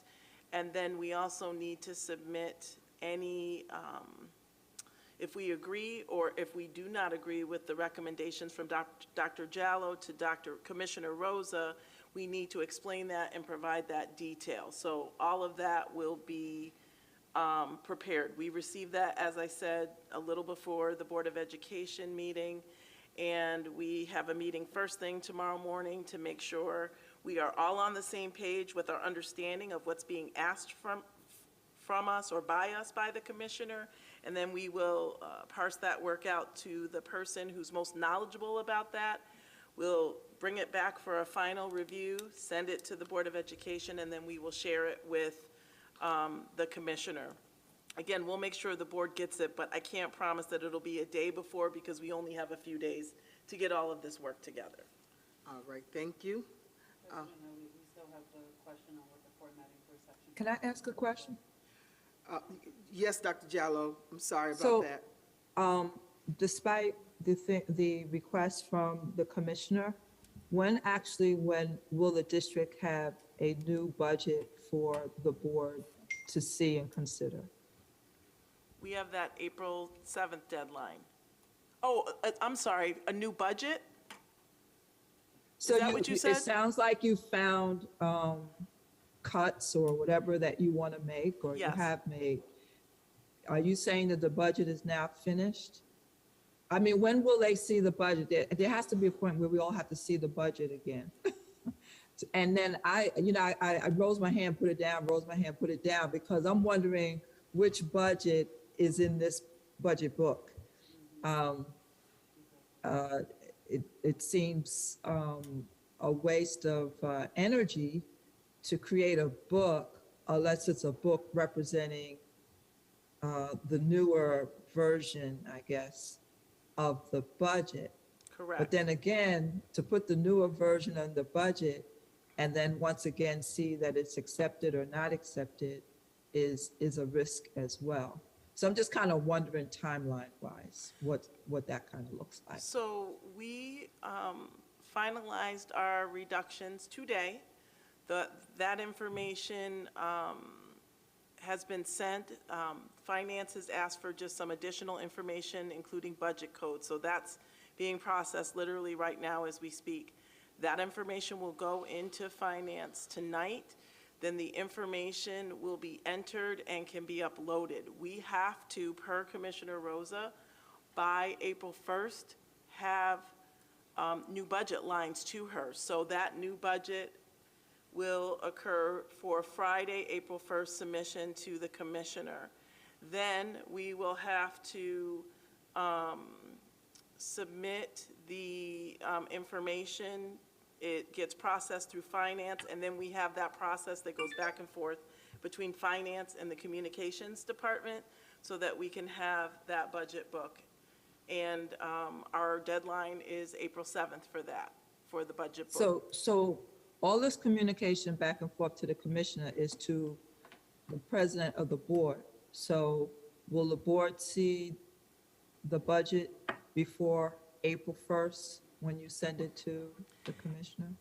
As I shared, we have a quick, tight timeline, so it's probably not going to be 2 days before, but we will make sure the board does get the information before it's sent. They won't have time to comment on it, but it will be sent to the board prior to sending it to the commissioner. Thank you. So the other question, thank you, Dr. Jallo. The other question has to do with Vice President LeBron's The budget book. request with regard to the formatting. And can we go back to the old formatting for? Yep. Not just the formatting, it's the level of details. And we, I understand a desire, and I just want to backtrack too, because there was a comment made like, oh, the board was presented. We were presented a walkthrough, spreadsheet, Excel most, without actual visualization, and left which is how we got in this hole in the first place. We all just said, yeah, let's go for it. And when you're using words like it'll be more transparent, it'll be user-friendly, and then you don't even have a visual, then it gives us all a different interpretation of what that means. And so far, what's been presented is far and few from being more transparent and more clear to the public about how we take dollars in and expend dollars out. So my request is, again, not just the visual formatting, again, that area of like the visually formatting is part of communications department, not the finance department.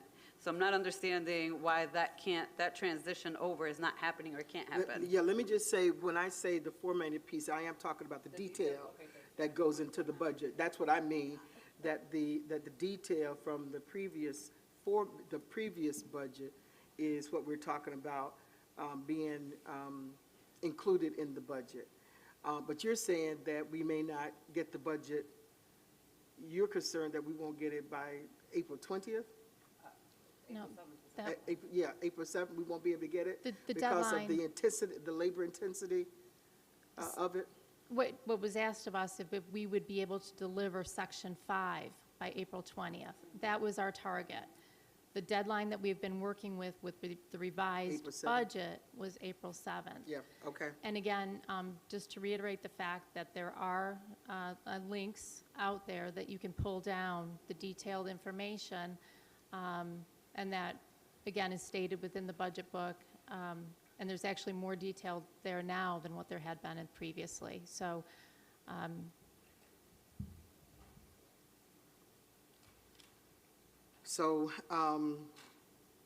Commissioner LeBron is saying that's not acceptable to her. And so I need to have your comments, Madam Superintendent, and in terms of where we go. Dr. Jallo? Yeah, I just want to add that, you know, I need you to leave a window in there in case the commissioner comes back and asks you to do something different or make a change or an amendment. You say that to say what, Dr. Jallo? In other words, in terms of whether the detail, whether we receive the detail of Section 5 or not receive the detail. No, I'm saying when you submit whatever you're submitting by April 1st, there's a possibility that the commissioner can return with an amendment to your budget that she is requesting, or amendments. Yeah, well, we already received a letter from her tonight that gives us her direction about the budget book, about the budget. She asked you for items related to your budget. Once she receives all those things, that doesn't mean she's going to necessarily accept it 100%. Okay. I just want to leave that possibility open so you know that that's a possibility. Yeah. Yeah. Dr. Jallo, I just want to state though, and you've heard me say this, President Elliott's heard me say this, and even Dr. Myers-Smalls, like at this point, I don't trust anything that's coming right now in form of a budget and the numbers and whether it's accurate or not. And so that's where I am as one commissioner. I have also requested perhaps that the board or the administration or somebody look at bringing someone from the outside in. I cannot trust anything at this point coming to me as a singular commissioner. So whether whether our state commissioner of education, Ms. Betty Rosa, makes additional recommendations or not, you know, I wouldn't even trust that she's making recommendations on numbers that potentially are valid or invalid. I have no way of knowing at this point. And it has been the most convoluted budget process I've ever experienced at this point. And so all I'm asking is for details, but I want to be clear, I cannot stand even on the details that there's accuracy in those details. I just do believe that the public has a right to know what dollars are going in and coming out and so forth, and that they have the greatest level of detail in central office, which is often the greatest section that people in this community question about whether those dollars should be spent in that way when perhaps there are dollars taken away from kids in classrooms. That's all. So that still leaves us with not a decision. Any other comments on this? I know the Commissioner Powell is not concerned about the formatting of the book, and I guess for me it's about doing this timely. And so, yeah, and so So, So, Madam Chair, yes. I think you're trying to get to some closure. Yeah. So I think we probably need to hear from each board member whether they are looking for the same level of detail that Commissioner LeBron is asking, or as a direct one-for-one alternative that we are prepared to accept whatever the administration presents. Yeah, And I know that's a little broad, and maybe folks lay somewhere in between, but just for the purposes of getting closure on this issue, Yeah. maybe that's how we frame the question. And I've been, I'm somewhat, reticent because we're talking about the chair of the Finance Committee, and so, what her needs are as chair. So let me open it up again. Any comments? Commissioner Malloy, Commissioner Patterson, you want to weigh in on whether you want the detail that that Vice President LeBron is requesting, or can you live with the new version of the budget formatted? For me personally, I'm sorry, go ahead. Oh, go ahead. No, that's fine.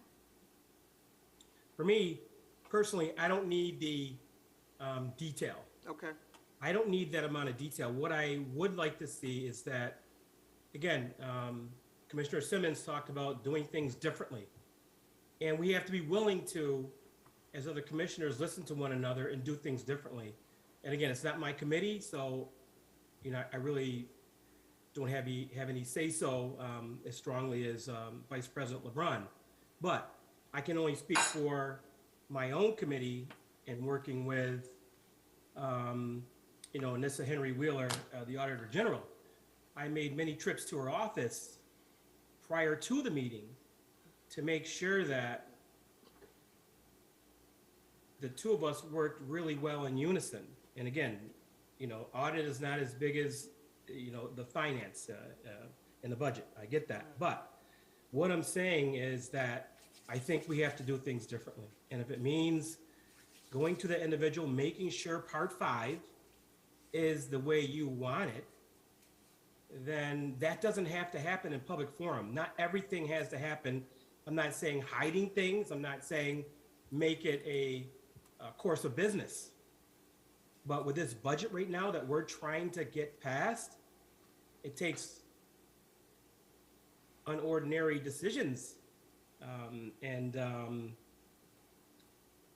Just jumping in and doing things differently to solve this issue and get this budget out the door the way Dr. Jallo wants it and the way our Commissioner of Education wants it. So that's what I'm looking to do. What can we do as a board to speed up the process, making sure that we dot every I and cross every T? Commissioner Malloy? Thank you, Commissioner Patterson. Commissioner Thank you. Malloy? I would like to have as specific as possible information. I need that information. I need to be able to look through it and understand it, and the more I have, the better. So I'm going to support Commissioner or Vice President LeBron on this. I also just want to publicly tell my fellow commissioners the reason why I'm on Zoom tonight. I'm having some pretty painful, I broke a tooth, and so I'm in a lot of pain right now. That's why I'm at home, and I had to have some emergency work done in the morning. So that is why I'm not there. I don't think I told I didn't tell Commissioner Powell that, and so no offense intended on that front. So just a heads up to my fellow commissioners there. Again, I want to see more specific information in the budget book. Thank you. Is it possible to get it in time? Commissioner Adams, do you have any comments? So, Is it possible to get it? I definitely probably need a few more details, but it's so many eyes on this budget. I believe President Biden might be looking at this budget, so many people. So I just don't believe we're not going to adhere to what we need to adhere to. So I do have a little more faith in us coming through as a district with this budget. I just believe all eyes are on us. We have to rise to the occasion. So I just believe we're gonna do that. So would you prefer the detail or the, I can live with either one, long as we rise to the occasion. okay. Thank you, Commissioner Adams. Commissioner Simmons? Yes, I would prefer some details so that I can make sure that I'm understanding things properly and the i's are dotted, t's are crossed, whatever the case is. I need to know what I'm looking at. So detail is important, and accuracy, of course, as much as possible. So, yes. And so we're only talking about section 5 here. The other pieces, we can leave it as is. All right, so Commissioner Powell, you're able to live with what, either one? Can live with whatever the body. All right. So it looks like the body wants the detail. Madam For Superintendent. section 5. For section 5. Okay. We'll be looking at be working with you, CFO Pierce, to do the detail for section 5. Okay. I have one question. I know we already had the motion, and that was passed last week, Friday, as it relates to the section 5. I know we talked about straw poll and voting and those kind of things, so I did want to ask about if we need to make any formal change on the record. I don't know. We've been here before, and I don't want us to leave here I would without defer that to our chief counsel, general counsel. I would recommend a motion to amend to make it clear so we're not in this situation again. So if the will of the board is that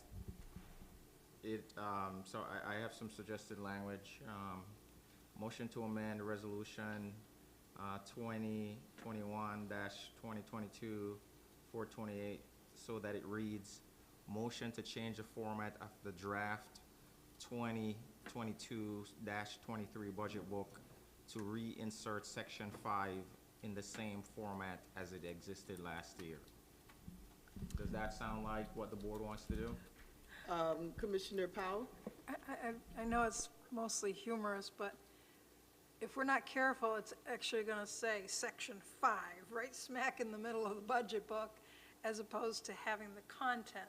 So I think we want to be clear that we want the content from last year's section 5, not the actual section 5, because otherwise we're just going to be calling it section 5 forever, no matter what it looks like. So to reinsert the content of section 5? Well, I just want to respond to what Commissioner Powell was saying and uphold that. There is a title for that section beyond section 5. I think it was administrative profiles. If we can look at I'll pull it up right now. We will make sure to mirror the same title that was on the cover sheet from last year. Yeah, but I'm going to pull it up for the record for the resolution, because she's correct. There is no sections in this draft budget book that we've been presented as it exists, so.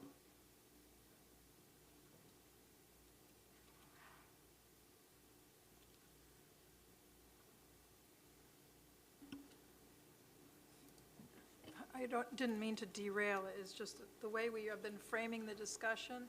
We all know what we're talking about, but once it's reduced to writing, it can take on a whole new meaning.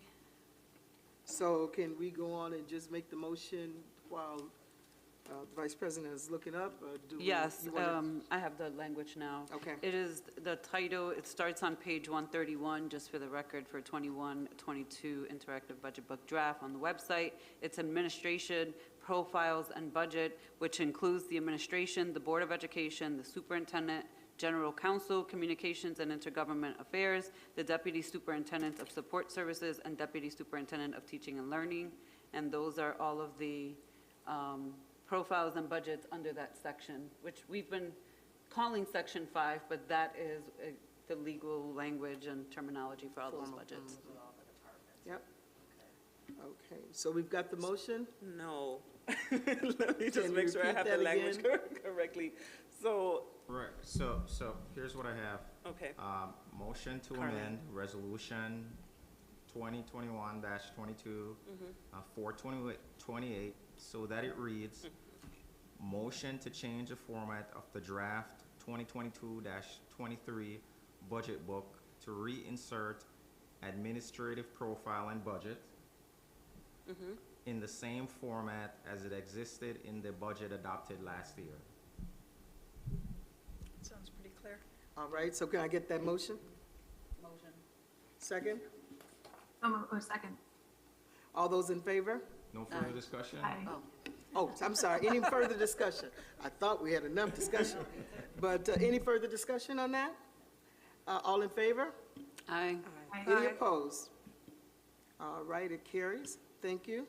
All right, the next item on the agenda is the approval of resolutions.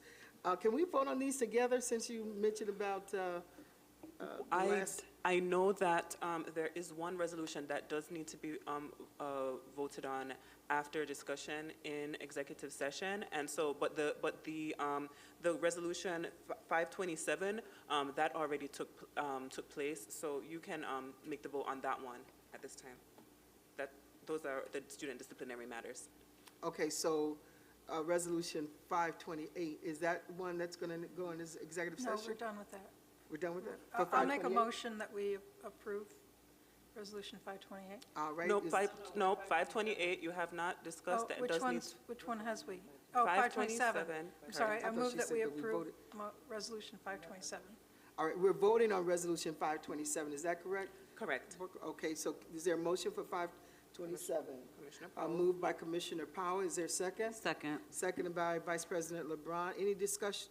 There's no discussion on resolution 527. All those in favor? Aye. Aye. Any opposed?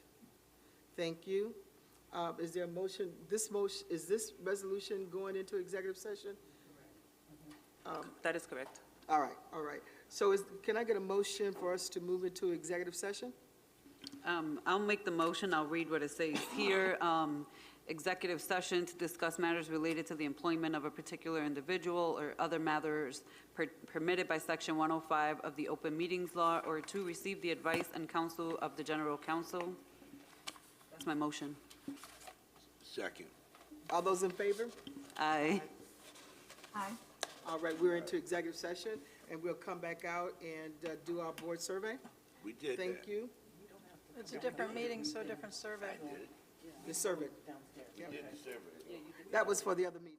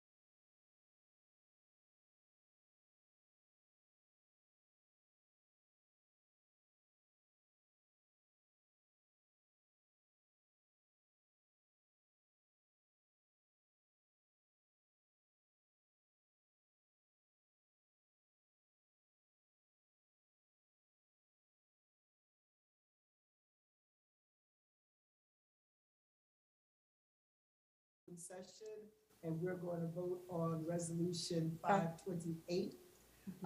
Can I get a motion for Resolution 528? Motion. So moved. Second. Oh, all right, all those in favor, any discussion on Resolution 528? Hearing none, all those in favor? Aye. Aye. All right, that concludes the meeting. Motion to adjourn? Motion. Second. All those in favor? Aye. Good night, everyone. Good night, everybody. Thank you all for joining us. Thank you, commissioners. Thank Good night, everyone. Please, now, don't forget the quiz.